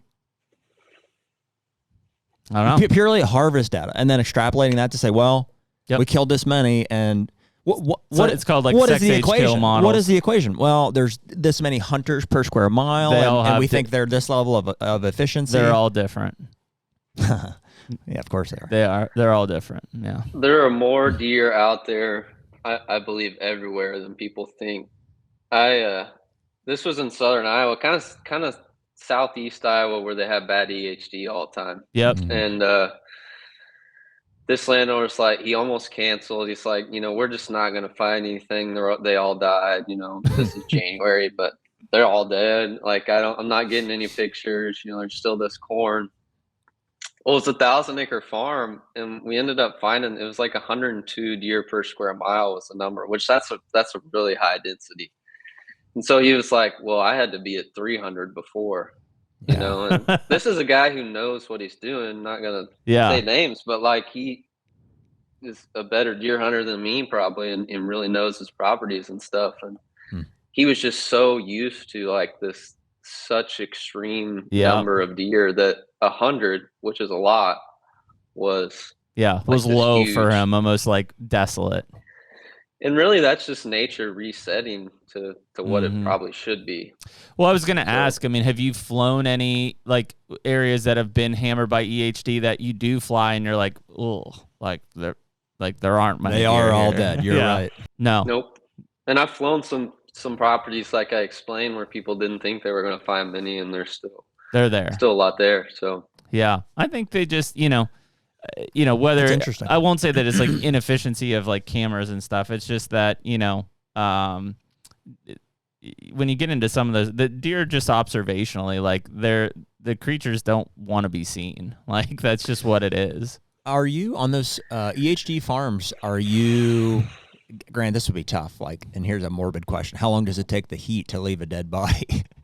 You know, and the question being, are you finding any like recently dead deer? Like on that farm specifically, he's like, they're all dead. So, well, that would have been in January. So, oh, okay, you weren't flying it around the time that they were dying off. When I help people find deer, like in early November, October, you know, for deer season that they've shot, I found one this year that was 5 days old. Wow. So, and it was still throwing a heat signature? And part of that's this new drone. Wow. You know, the thermal on it helped me a little bit, but Yep. usually we want to get on it within 48 hours. Mm-hmm. Well, because that was the big question that I've gotten a ton of people asking me here recently on now that EHD's popping up is like, hey, there's been 5 or 10 reported in my county, and I'm like, I don't know, man, it's probably 20 times that at least. Like if they find 5, like how many? That's kind of the root of my question. Dead? Like, if you went to ground zero, like Southeast Ohio, right now, and flew the drone up, it's like, do you think that you could find or get an accurate survey of how many are actually dead or dying? Depending on leaf cover. Dying, obviously not, but dead. Yeah, if it was a bunch of like low ground grassland stuff, river bottoms maybe that are like open banks type stuff, we'd be able to see in there, but not close canopy forest. Yeah, right. Which makes sense, and I would assume that there are probably, I don't know if it's like ponds or creeks, but like there are probably some areas that it is fairly clear around where these deer are dying. Yeah, I'm with you. So the leaf cover is a big deal, though. You can't see through closed canopy. Yeah, just because it's a physical barrier. It's like you can't sense a heat signature through that. I mean, if you went like just ridiculously slow, you could probably see through the little gaps and do it. But yeah, it's just too tough. Usually around like October 20th, you know, after you get a frost, those leaves start dying a little bit, then you can shoot down through there. But so like if people are calling you in like opening weekend of bow season and stuff, like, hey, I shot one, I need to find it, like unless it's in a field, tough. It is tough, yeah. Yeah. We're just gonna have to have you out and do one of these so we can see far. So we're probably asking all these stupid questions, but like when the leaf cover is off and it's like, you know, whatever, January, it's like, is it super easy? You're like, throw the drone up and, oh, hey, there they all are. You can almost count them from one spot type of a thing. Yeah, if we get a really good day, cloudy, cool, and you don't want it too cold because then you actually get a difference between like the earth temperature and the ground temperature, and it just like warms certain stuff up. It gets weird, but like a cool 45-degree day, I mean, you can put that drone at 400 feet and like just see for 3/4 of a mile like every deer. Wow. If the terrain's right, it's unreal. Well, especially with that sensor that you've got on that new one. It is, yeah, it's very helpful. Yeah. I was going to say, I think I know where your guys' farm is in Illinois, roughly. How do you know? Well, just general area. I've actually flown that's a busy area. You flew our neighbors, I'm pretty sure. So, yeah. Okay. Not our immediate neighbor, but yeah. Very close. That's a cool area. That deer actually has, like, the average deer density there is like some of that strip pit stuff. Yep. That stuff's like 70 per square mile. It's got lots of autumn olive and bush honeysuckle. It's grown up. It really can't hold that many deer. But then like the good stuff that I've flown there, it's more like 110. Yep. 120. What are you saying is good stuff? Is that timber tracks or open ground? Well, just like non-strip pit, maybe like a 50-50 farm. Okay. It'd be like over towards like what we have because we're outside of the strip pits. Yeah, right. And you're saying strip pits hold less because they're so thick. They're so thick with the wrong species, yeah. Yeah, just that autumn olive and bush honeysuckle. Dude, we see some of that strip pit stuff selling for like stupid money. Yeah. I think people drive past it and they're like, gnarly in there. It must be the best, you know. And we're yeah, I'd stay far away from. I mean, it depends. And you can go in and fix it and do a bunch of work, but yeah, that one just sold. It was like 90 acres, sold for like $9,000 an acre. Yeah, part of it. I was like, whoa. And I mean, we've seen deer down there, like driving by, like, oh yeah, there's some there, but. Yeah, I mean, especially as we start talking about like the browse focus standpoint, like a lot of that's just cool season grasses underneath. Like there's not much there. It's deserts.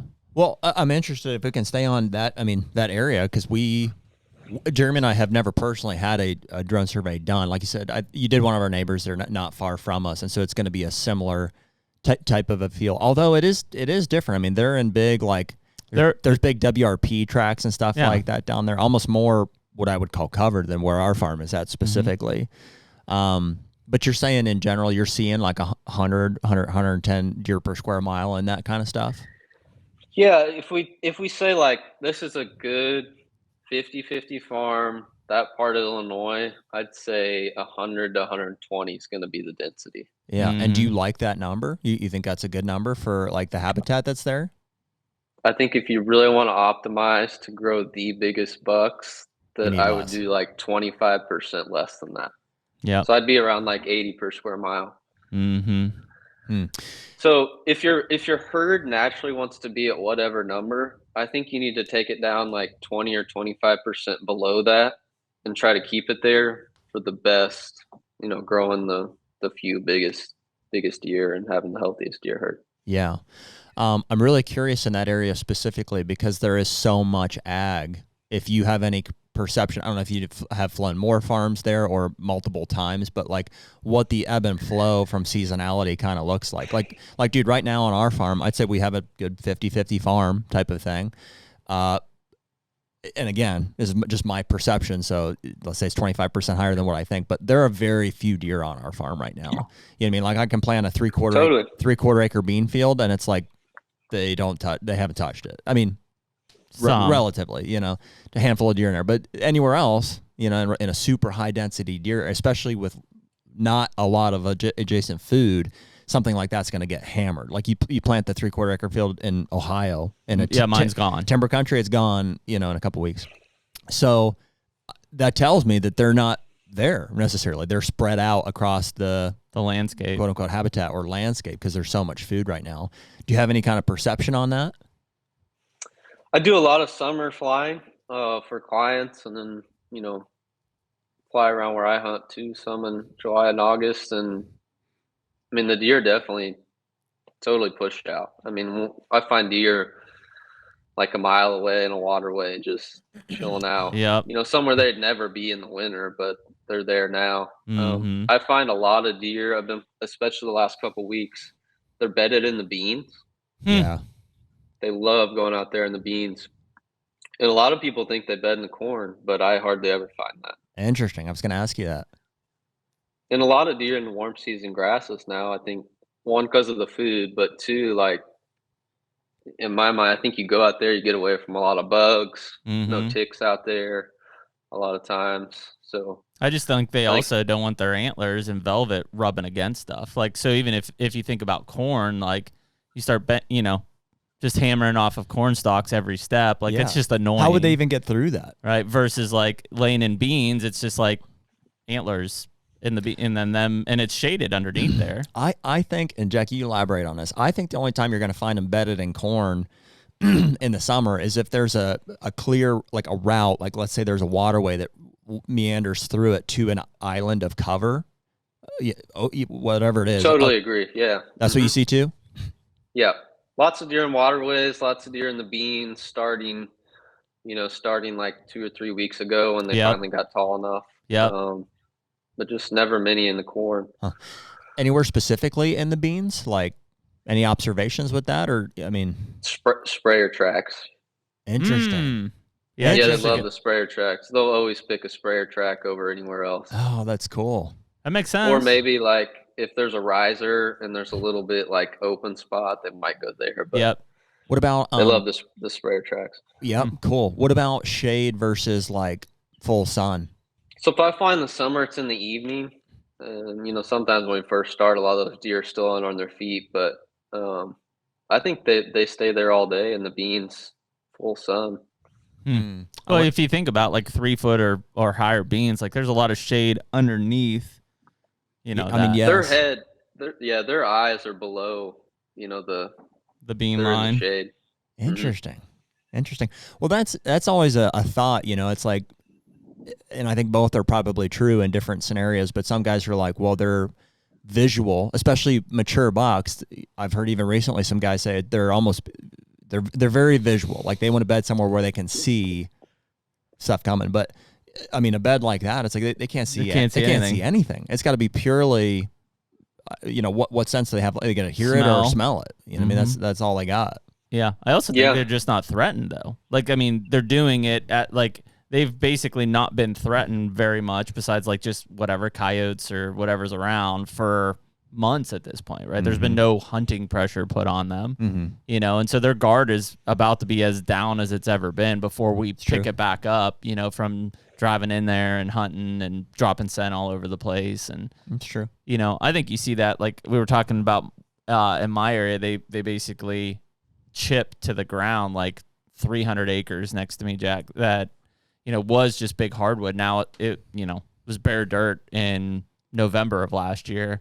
So this year it's like 2 to 3 foot tall forbs, like for 300 acres. Well, I think a lot of the deer are just out in that laying in the forbs, like just they can get up. There's forbs everywhere and eat. But as soon as we start getting into, you know, hunting pressure and or frost hits and a lot of those forbs lay down, they're not going to continue to just lay out in the open.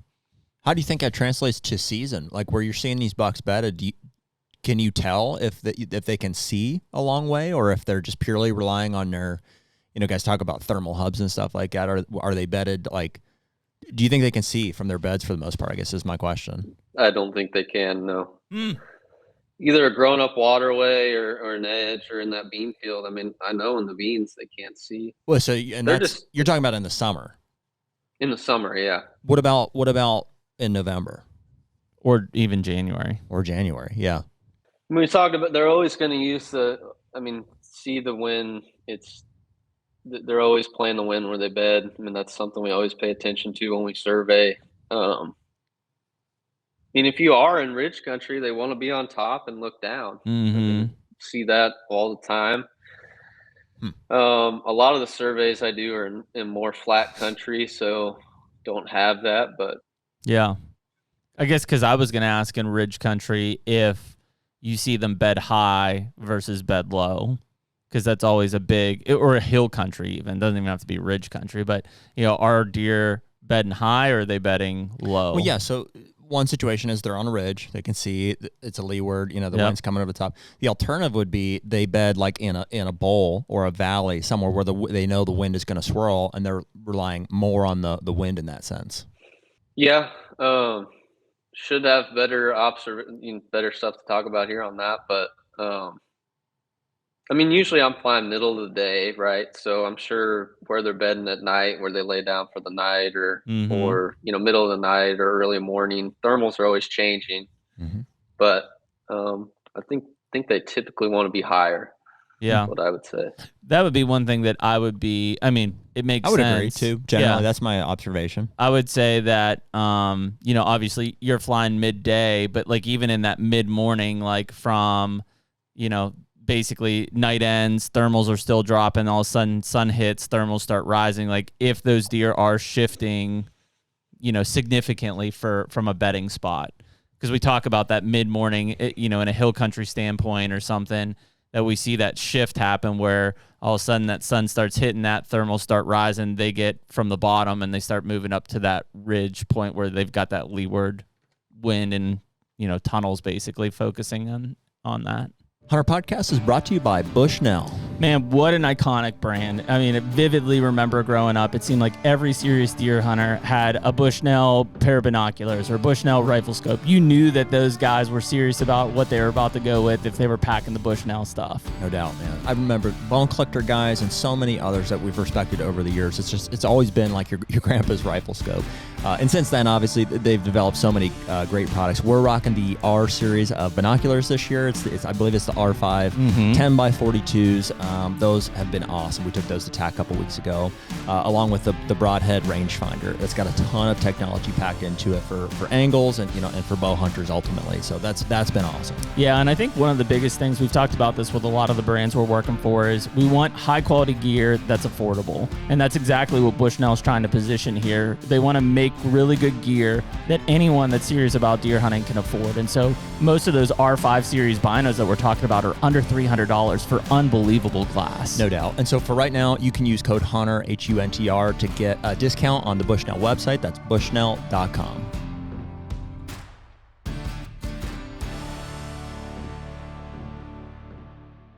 Not to jump around, but I do want to talk about this.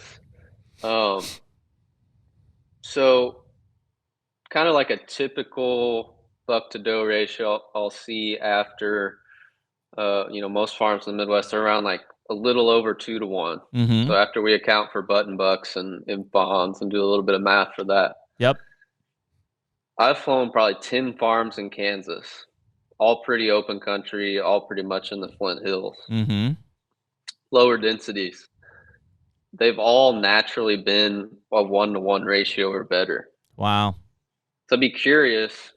You guys hunt Kansas? Yep. Yeah. And we've hunted that. You guys see that? We have hunted that Flint Hills area too. And I would say yes. I mean, with some variation depending on if you're close to ag or not, but I would say that I probably saw more bucks and sits than I saw does most of my hunts. That's fair. I don't have any contest on that. Yeah. And it's like, why is that? Is that, just I think I see that I tend to see a trend where lower density areas just naturally have a more 1-to-1 ratio. I think part of that is, of course, in Kansas you don't have as much EHD and stuff like that, but part of it's just you have lower numbers. There's less bucks dying of overbreeding and being too run down. You know what I bet it is, dude? I bet there's just less hunting pressure on it at scale. Yeah. And that's probably true also. Because, dude, guys are hunting bucks. And so in areas where you have high deer numbers and a high hunter density numbers, they're killing more of the buck, probably substantially more than they are killing does. Yeah, we saw that in Michigan during gun season. It was like, 2 to 3 bucks per doe getting killed during like the main gun season. Yeah. So I would bet that's it. I bet that if you try to correlate that with a hunter per square mile, the less hunters per square mile, you're going to see a closer to 1-to-1 ratio, I would bet. There's also, obviously Kansas has got some pretty harsh conditions too. There's also a lot of theories around does favoring buck fawns from a survival standpoint, like putting more effort into buck fawns.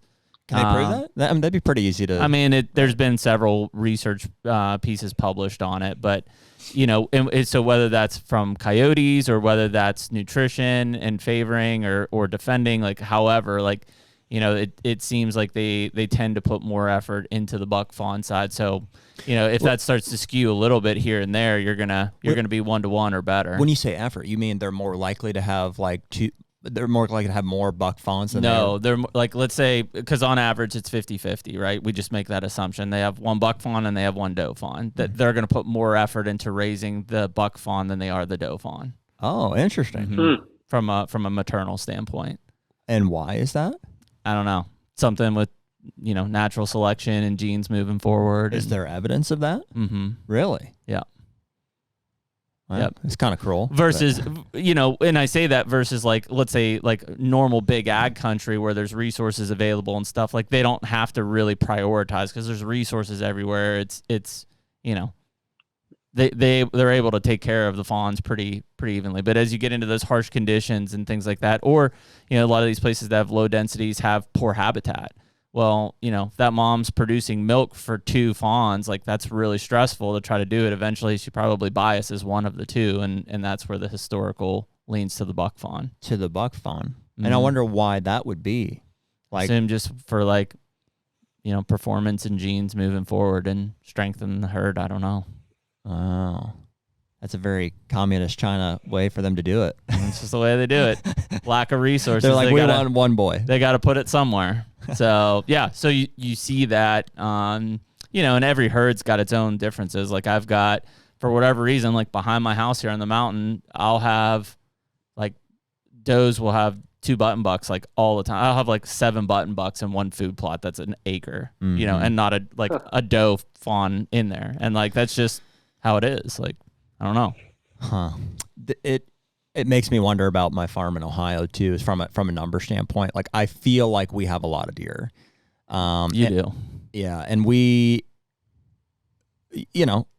try to shoot does, I think we shot 15 2 years ago, and it's on about 1,000 acres. It's not all perfectly contiguous.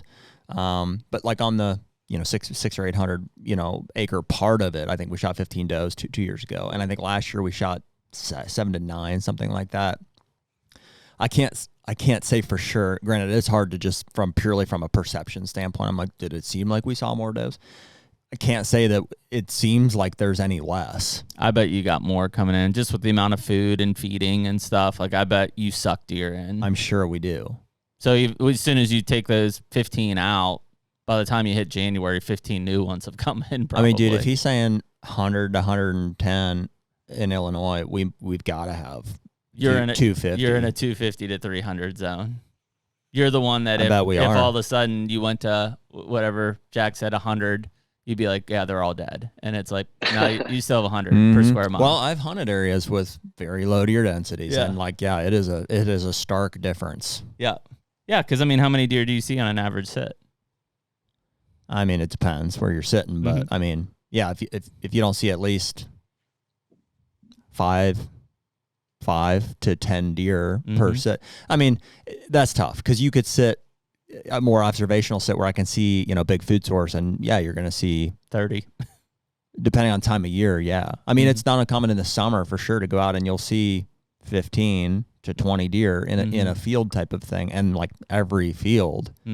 So they're there, but I mean, they just move different times of year, they move differently. And, but yeah, I think there's a lot of deer. I think there's a lot of deer there. Interesting. Well, dude, I think there's some really cool things from you're right. Like as you're flying a lot of these, properties and focusing on like the survey side, like it's hard to be observationally compelled to monitor and think about like just even some of the stuff that we were just discussing today. But, I do think that those drones, so like that new drone, how much battery or how much flight time do you get out of a battery on it? It's almost 40 minutes, so 39, 40, which is so much better than 28. Yeah. So basically you still need 2 batteries to fly the average property or more, 3 batteries to fly the average property. Yeah, I would say, if we get almost 40 good minutes of flying, we can cover 200-300 acres of timber a lot of times. So yeah, so that makes sense. And so I think that you talk about flying for people now in the summertime. Is that purely just like they're curious of like what's out in bean fields and just covering ground? Pretty much, yeah. Yeah, it's a fun thing. A lot of people, they have their buddies, they're drinking beer, they're looking at deer. Yeah. It's fun to find a big one that you can go hunt in a couple months. Oh, I mean, all that after season stuff, it's like, well, yeah, we don't get to do anything for deer for a while. Yeah, so. Maybe he makes it, maybe he doesn't. I guess not to like dig into the legality of it, but like, can you just like fly like over properties? Like, you know what I mean? Like legally in most states you can. That's not something I do. But you try to make sure that the landowner, if he wants to go over his neighbor, gets permission. Gotcha. And we can be on his property and look over there. Sure. Nothing wrong with that, but actually flying over top of it, especially during the hunting season. I mean, we don't want to. Yep. That you don't want to do any of that, but so. Because that's the pushback on drones, right? Like, I mean, we've seen it, and I mentioned it earlier in like the pre-podcast. Is like, so I've got this Kentucky landowner elk tag for this year, which is gonna be awesome. And I started talking to a lot of guys, and they're like, man, the hardest part has been a lot of those guides down there are flying thermal drones and just locating them and then go in after them. And it makes sense, especially if they're in like more open strip country or something like that. When it obviously, if they're in the timber and stuff, they're not going to see them. But yeah, I mean that definitely is like where's the ethics line, right? That comes up. I see it as a huge problem. I mean, could be a potential problem out west.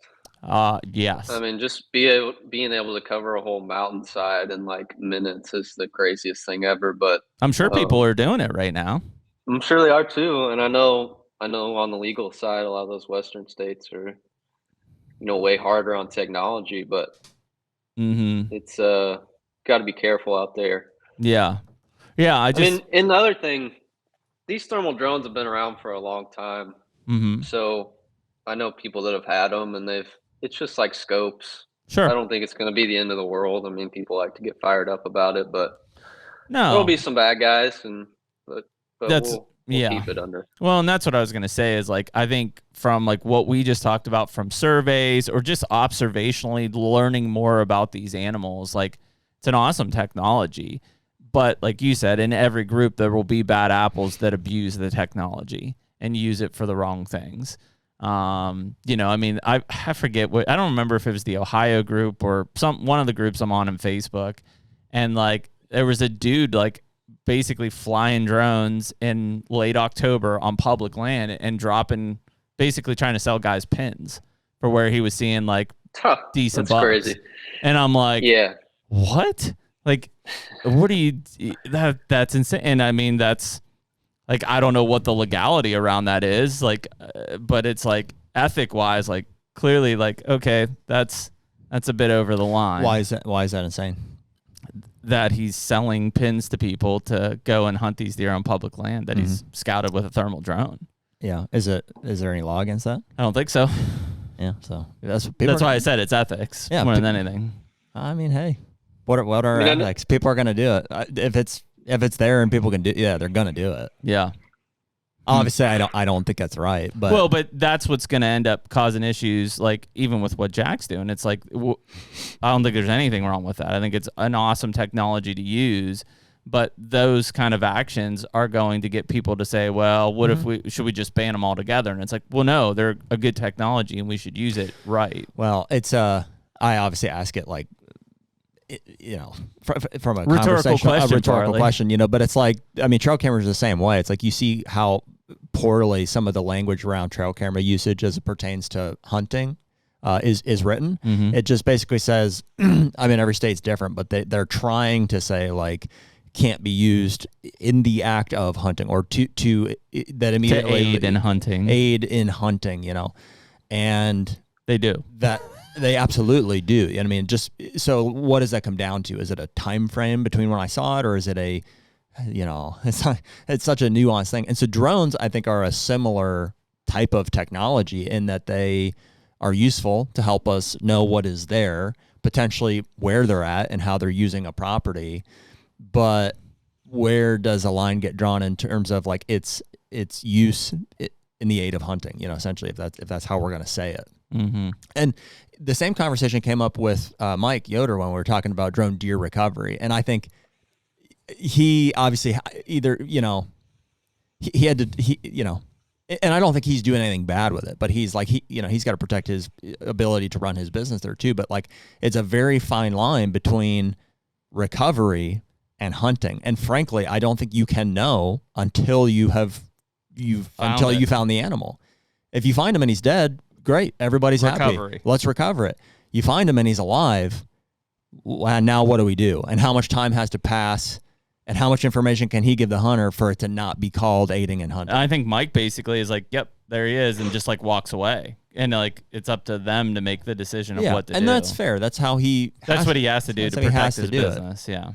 But what hunter's not going to go in and be like, oh, I hit that deer. I'm going to go try to put another arrow in him. Like everybody's going to do that.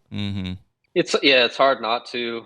I always just, once that happened, it's like, you know, we're going to look at the animal and what kind of state he's in, and then I'm out of here. And that's it. That's all you can do. You're not supposed to hunt the rest of the day, but yeah, you know, I leave. So well, and frankly, it's unethical. Not if you think it's lethally hit. And it's just a slow death. And you know where it's at. I could make an argument it's unethical to not go in and put another arrow in it. But yeah. But it is and should be. But you can't reach that point with first flying. So it's like it's a very hard line to tease apart. Yeah. Yeah, that's tough, man. Well, I mean, I think that I think what you've done here, man, is first of all, for your age, like kudos to you, like being an entrepreneur cool. and grabbing this thing. And I mean, I can tell you love it too, which is really cool. I hope that even just in this discussion, like, and see your wheels turning of like, you know, things that you just want to pay attention to probably as you fly this upcoming year. And I do think like we'll coordinate at some point. We should have you come fly our place. I'm sure everybody listening would be just curious to see like what we find out about that. I think that would be a really cool thing. Did you want to talk about like your pricing structure or anything, or direct them to like your website where they can, you know, if people want to have you out? Yeah, I do custom quotes on every herd survey I do. So just got to see the property and area and timing and all that. But all my contact info is on my website, midwestdeersurveys.com, and all the social platforms, Midwest Deer Surveys. You can get a hold of me there. But cool. What do your deer seasons look like now that you started a business that overlaps with hunting season? Well, I got a couple good ones to go after this year with my dad, so gonna have to get it done early season. Well, you open mid-September, right, in Missouri?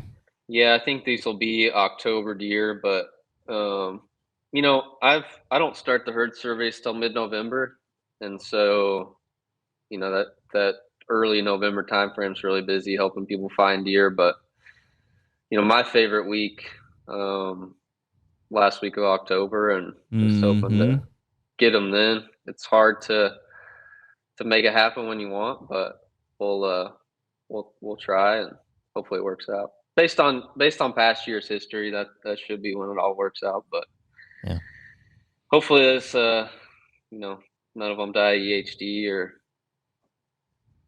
anything like that that's coming up. But well, dude, I'm gonna give you one more platform because I know you're super tied in and passionate about Missouri. Is if you were in charge, knowing what you know, what would be the changes you'd make to that state to take it over the top? Well, we're the cheapest over-the-counter tag now, right? Yeah, I think that's true. And then, you know, anybody from anywhere can come in the first 2 weeks of November and kill 2 deer, which is crazy. $2. Yeah, that's pretty wild. So we got to get rid of that. You know, rifle season during the rut is a killer. Yep. Would love to get rid of that. Although we need people out there shooting deer. Yeah, because you got a lot. So it's like, how do you balance that? Well, and therein lies the misconception of the state agencies, is like they want to give you, but they're not shooting deer; they're shooting bucks. So that's the problem. We need to get rid of all the people that, you know, come in this is crazy to blow your guys' mind. Probably 60% of my customers that I find deer for, like they shoot one and they can't find it, are coming in from a different state. Oh yeah, that doesn't surprise me at all. Wait, more than half. What is the statistic? More than so 60% of the guys that shoot deer and can't find them are coming from out of state? Mm-hmm. Yep. And you're primarily just looking in Missouri, right? When you're doing deer recovery? Yeah, only in Missouri. Yeah, from a timing It's still standpoint. not legal in like Illinois and Iowa and Kansas. Oh yeah, that's right. I don't think that number is surprising. Does it surprise you? No. I think a non-resident is probably more likely to call you, frankly. Mm-hmm. Yeah. Just because if you're coming from out of state, you're more than likely, just generally speaking, you're probably more invested than a majority of residents. I think they'd also probably be more likely to make a marginal shot because of time constraints. Like if it was like, ooh, I either make this or I go home, they take the shot. I don't know about that. How do you translate that in terms of time to hunt? Like how are you connecting time to hunt to a bad shot? Because instead of it not being an adequate shot, like you're saying they'll force it. They'll force it. I mean, maybe. I bet they do. No, I mean maybe. That's a tough one to prove. Missouri is very, very underrated. Kansas is by far my favorite state. Mm-hmm. I think if you want to go buy a farm and try to kill 180 plus inch whitetails, that's where you need to go. Mm-hmm. I would prefer it over Iowa, and I've flown a lot of farms in Iowa. But man, like central Missouri specifically, North Missouri just gets flooded. But like where I live along the Missouri River, there is there's some killer deer hunting. I mean, I found 5 200-inch deer this summer doing summer surveys. And yeah, it's a crazy number. But 4 of them were in Missouri. None of them are where I hunt or even close. So sure. Well, dude, that's an interesting I one. wish. Because we ask all the time or speculate. It's like, how rare is a 200-inch deer?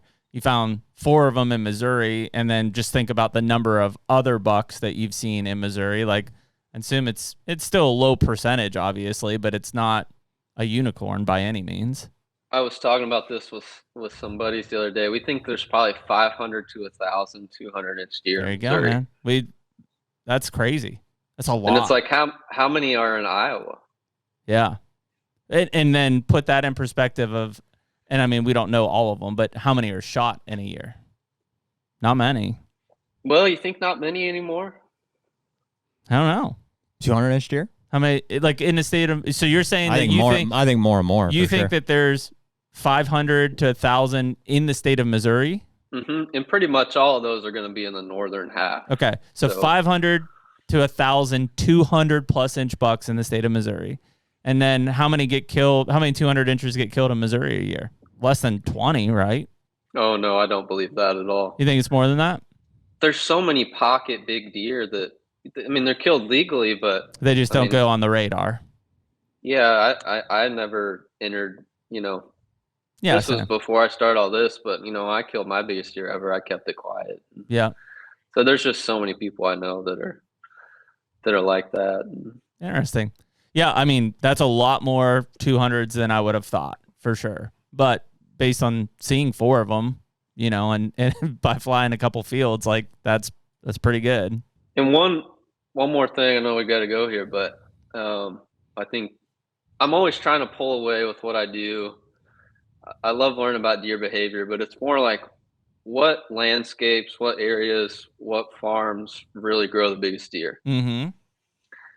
And I think they fit into 2 categories. Okay. So it's either like the most highly managed farm you can imagine. Yep.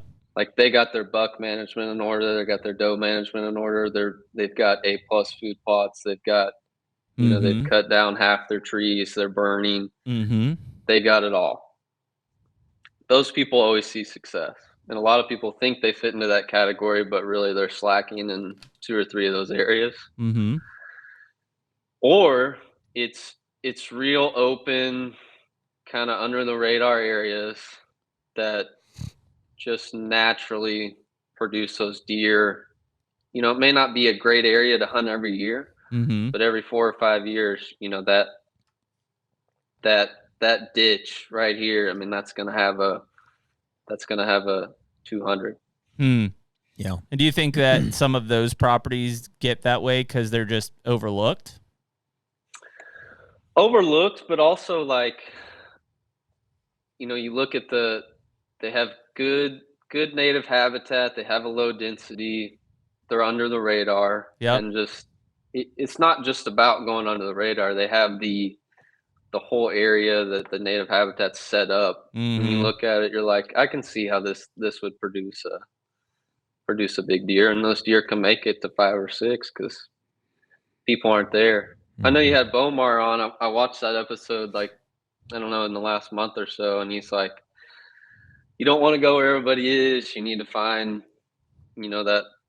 that under the radar spot. And he talked about certain areas have bigger bone structures. I think all that stuff's totally true. It's definitely true. Yeah. Well, he was talking about going, frankly, to like low income areas where people are less likely to spend the money manicuring the property the way he's going to. Because he's like, the genetics, the whatever, the bone structure, all the stuff is there, and he has the ability to improve a property to the point that it's going to suck them all in. So that's, as opposed to, I've heard other people say, like, Mark Drury would be your worst possible neighbor because he's going to do everything to improve his and that's great. People think they're going to suck deer off him or whatever, but he also has the time and the availability to, like, when the camera goes off, he goes and kills it. Or insert anybody. So it's not necessarily, you don't necessarily want to be next to somebody who manages the crap out of their property and has the flexibility to go kill them because they're probably going to kill them. Yeah. I'd agree with that for sure. But there's definitely genetic hotspots too. And the people I see that are most successful that kill giants every year, I know he said you need to have 60 or 70 spots.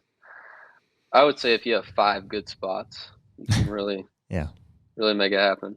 Yeah. 60 different, or 70 is a little hard to get, but five different farms, you mean? Yeah, 5 different good spots. Because I think, every 4 or 5 years, those certain areas I talked about, I mean, they can just pump out a giant.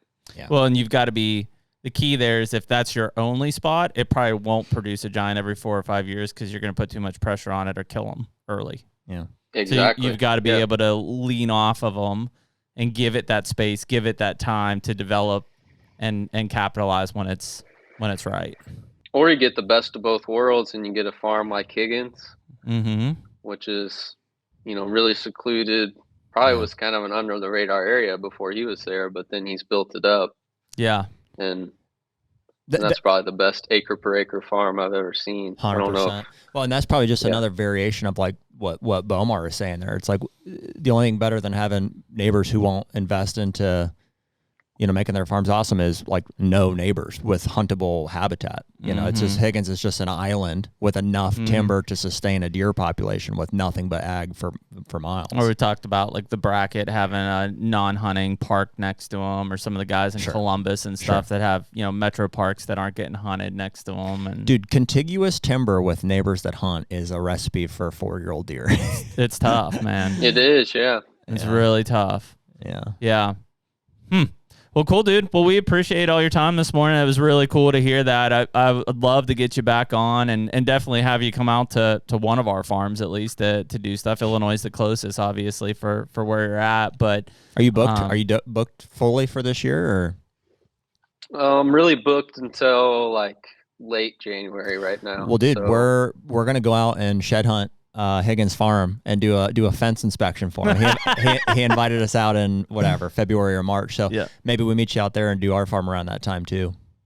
Yeah, that'd be awesome. We'll pay you, obviously. We're not looking for any, discounts or anything. So yeah, friends and family. That's a good. Yeah, I'm not too far away from where you guys are, so that'd be awesome. Well, it'd be cool to see, like, especially if we could get, like, we might be able to get Jim. Like, I'm 100% sure we could get you.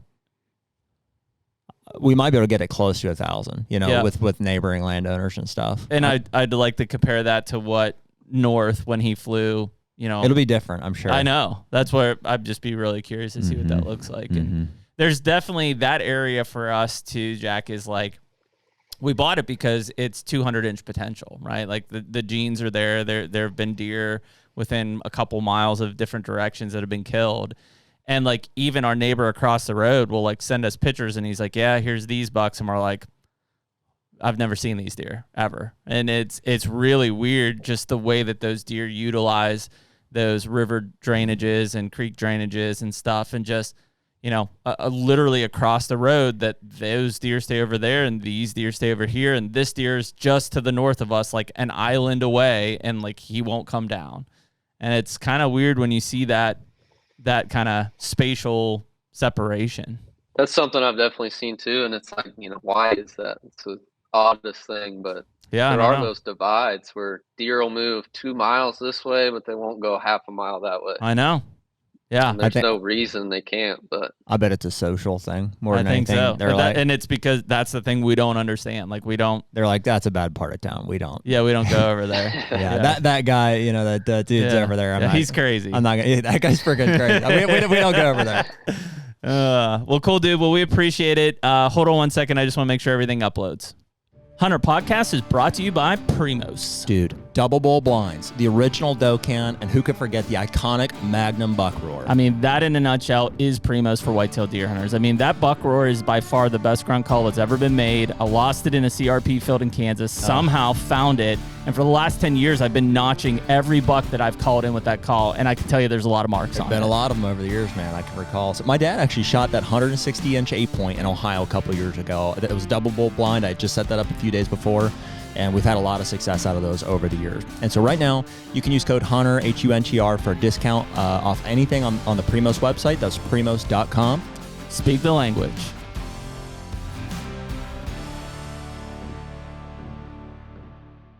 One thing we were just talking about when we kind of closed up there is those guys are also doing like insanely high resolution maps for the property too. He said he takes, on a big farm, it could be upward of 2,000 photos, and then it like stitches them together to get you a digital and a print map. And he's like, yeah, guys are finding like sheds on those things, which is insane. Wow. So, obviously if you're out there having them fly from a survey standpoint, that's now like another offering there. And like, I mean, who doesn't want like a super high res map of their farm? Yeah. Super cool. Critical piece. So, but really cool. I mean, I think some of the observations and stuff I've heard before about the whole switch thing from him, of just on videos that he did of, kind of that void of life once you get to that teetering point where those forbs really go away. Yeah, I mean, that's observation data is just like you just take it in and just continually like racking it in your brain of like, how can that make you better and how can you apply it on your property or your hunting situation. And yeah, it's just good information to know of what deer are doing. Yeah, especially different times of the year. Yeah.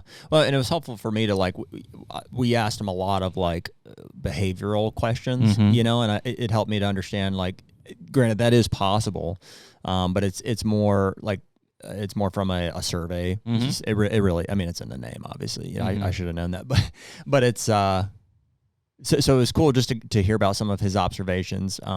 He did have some insight about, like, from a bedding standpoint, especially during the summer. That was super interesting to hear. It's kind of a validation one for us. Like, we're like, that seems like that makes sense of why those deer are doing that, or the fact that, especially as you get into the wintertime, like the deer won't browse. Like, they're not going to lay somewhere that browse isn't super close to them.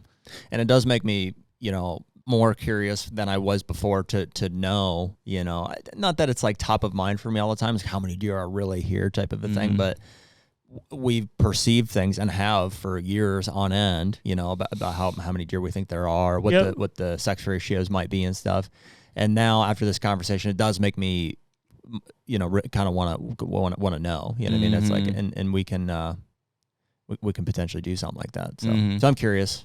Yeah, well, I mean, I just think it's good information to know, especially where you stand. I think him talking about recording that and giving it to you, you could probably, even if like during the survey you're not looking at it or you're not focusing on it, when you watch that back, I'm sure you can pick up some of those behavior things of where is this located, or even the waypoints, right? Like when you're getting a waypoint of like, here's where this buck was, and you're like, of course he was.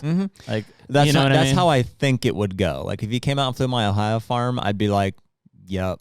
I figured. I don't know exactly what they're laying under, but I'm like, yeah, that's kind of where I figured. It's just a lot of validation, or not. I'm like, I had no idea he would be over here, or I didn't understand that they would be using this, like bedding under that in this way. Yeah, no, and I think that's a really cool part of it, to understand and see that, and obviously, the names he's mentioned, but we, like I said, we know one of our neighbors had one fly several properties around there, and it's cool information to see how those deer are utilizing that property, in the wintertime when resources are limited. Are you doing a good job? Is your property set up to maintain those deer? And I didn't know he was doing like some of those rut flyovers in November. Like, that's a really cool thing, just to be like, I mean, here it is, peak hunting season. Like, what do I got? Right? And that could be really encouraging, or it could be very disappointing. Like, depending on what you're seeing at that time. And obviously it's going to fluctuate because it's the rut. But if you're able to cover enough ground there, that's a lot of detailed information that you could have in your back pocket for sure. It's funny to know that there's like, quote unquote, well-known people out there who don't want people to know that they're getting. I think I would speculate. I'm not going to say on here, but yeah, I would assume it's probably around like, oh, well, you killed him because you knew where he was because you flew a drone over it or whatever, something like that. And yeah, I get it. But yeah, it's man, it is really cool. I mean, again, just trying to put those puzzle pieces together and understand. It's just, deer are such fascinating creatures. It's like, we don't know anything about mature bucks. Like, we don't know why they do certain things. We think they do this thing and they do something else, or they do this thing and it's like, oh, they finally did a deer thing. And like, I think just the more observation you have on them, because like a trail camera video or picture is just like a split second in time of like, that's what he did, and so being able to see these things and where they're laying, when they're laying there, what the conditions were, like, you got to be sponges to that information for sure. So yeah, cool conversation. And if you guys are looking to get in contact with Jack, he said you can DM him, or you could go onto the Midwest Deer Surveys website and book them for surveys or the map side of things, or whatever you're looking for. But pretty cool. Obviously, he's got some high-end equipment there. That's definitely, it's neat to see him continue to improve on his equipment, knowing that he's going to get a better outcome. So I should have asked you why you had him on. So what do you have? I have the 30T. Is that the first initial model he said that he had? The Matrix. No, that was the second. The first one he had was like the 3T, which is like a $6,000 one. Mm-hmm. The 30T is like a $12,000 or $13,000 one. Yeah. And that's what I have. Yeah. I suck at it though. Right. Yeah, I'm not good at fun. And you don't. Why do you keep that thing? You gotta sell that thing. Yeah, I should. You just have it. Yeah, probably because I have a conversation like this, and I'm like, How about this? If somebody wants to buy a drone, let's not. I've got a badass set though, Jeremy's dude. I've got the drone, I've got extra batteries, and I've got the case TV monitor too. Okay. I've got the works, dude. So there you go. You guys, you could have it all.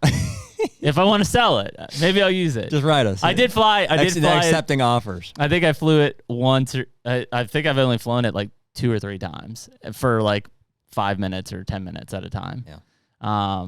Yeah. Even Madison came in and he was like, "Hey, here's how you do it." And I'm like,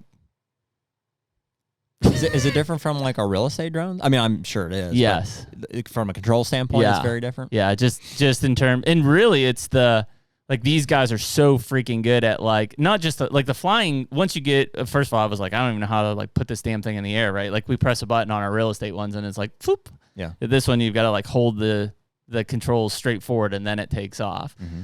But like, these guys are so good. Like they're like just flying it through and they're going back and forth through the different thermals. They're like, white hot or red, and like, oh, yep, there's a deer. And then they switch over to the camera and they're zooming in. I'm like, I bet it's not that hard. If you get a little practice under your belt. no, I'm sure it's not. I just don't have time to fly it. I don't blame you. I'm like, when would you have time? And like, what are you going to just keep flying your farm over and over again? Or yeah, and there's no, like, I would use it in the winter time and like, yeah, I just haven't. So yeah, I guess if you want to buy it, call me. Drone for sale. But otherwise, like, I might still keep it. I don't know. Fine. So, but it's cool. It is insanely, it's awesome. Like on the TV thing, like I have that thing propped open and I'm like, whoa. Yeah, super cool. Was never like a big video game guy. I mean, I was born during the Nintendo era where we had like A/B button and so like you start giving me joysticks and stuff. I'm not. It's a lot going on. Yeah, I wasn't born the in 64 had joysticks. Yeah, I was coming out of like that was like I had first edition PlayStation. That was like about as far as I went. That had joysticks too. It did, and I probably wasn't real good at it. Remember all the GTA like cheat codes? It'd be like looping. Oh no! See, around. that was all before my time. I was like Mike Tyson Punch Out, like boom, boom, after boom. your time. Yeah, after my time. Mm-hmm. Yeah, GTA was after my time. Yeah, yours would have been super simple, huh? I had a game. Very simple. I had a Super Nintendo, and then I had a GameCube. I didn't have a GameCube. I had a Game Boy. I had a Game Boy also. Not color. For a short time, I had a black and white. Quickly upgraded to the. Yeah. No, I never. I had a purple color. Wow. That's what it was. Yeah. Yeah. Now my kids are like on Nintendo Switch. I'm like, what the hell are you doing? They're like, yeah, it's crazy what they can do. They're probably better at flying the drone than I am. You know what I had at one point is it a PSP? That's PlayStation, right? Yeah, it was a PlayStation like handheld, portable, PlayStation Portable, I think it was. Yeah, it was kind of like a Nintendo Switch now, I think. Yeah, I feel like you have to be a gamer for that stuff. I'm good at our real estate. That one's just got a lot going on. I remember we're just rambling at this point. Yeah. But I remember on my Super Nintendo, I had a Super Nintendo or regular Nintendo. I mean, regular Nintendo was not a 64. Inside. So it was a Super Nintendo. Nintendo was on the top. So on the top, I had Clay Fighters. Comes to mind. Clay Fighters. I don't know that one. Clay Fighters. That's the only one that really is sticking out to me. It was like a fighting game. I don't know if I ever actually. I don't think I ever actually owned a 64. My buddy Austin, who I was mentioning earlier, had one, and we played James Bond. That was a big one on that one. Take you back. Like I used to go to the video store to rent games to play. Me too. Oh yeah. Me too. That was a big deal. Yep. That was a big deal to go in and get some. I could never get the gains. explicit ones though. My mom wouldn't allow me, so I had to borrow those from Austin. You still got your hands on. I got my hands on them, but it wasn't going to be over the table. You know? Oh yeah, James 007 was 007. Like that was yeah. Ever seen the dude? He's talking about when they made the soundtrack for that. He's like, we're not. It's just a fight, war game. We're not looking for anything serious. And they come out with this complete banger. He's like. Yeah, that's like engraved in everyone's head when you hear the first couple chords. They're like, yep. Yeah. It's a banger. Anyways, we appreciate you listening, HUNTR Podcast. If you're listening to this, I think we're in September. We're in it now. Lay it out. As I say, we're in it now. And but we appreciate everybody. We hope you have a great, safe season. If you need anything, reach out to us. We do our best to try to get back to you, and we will catch you all next time. Later. Take me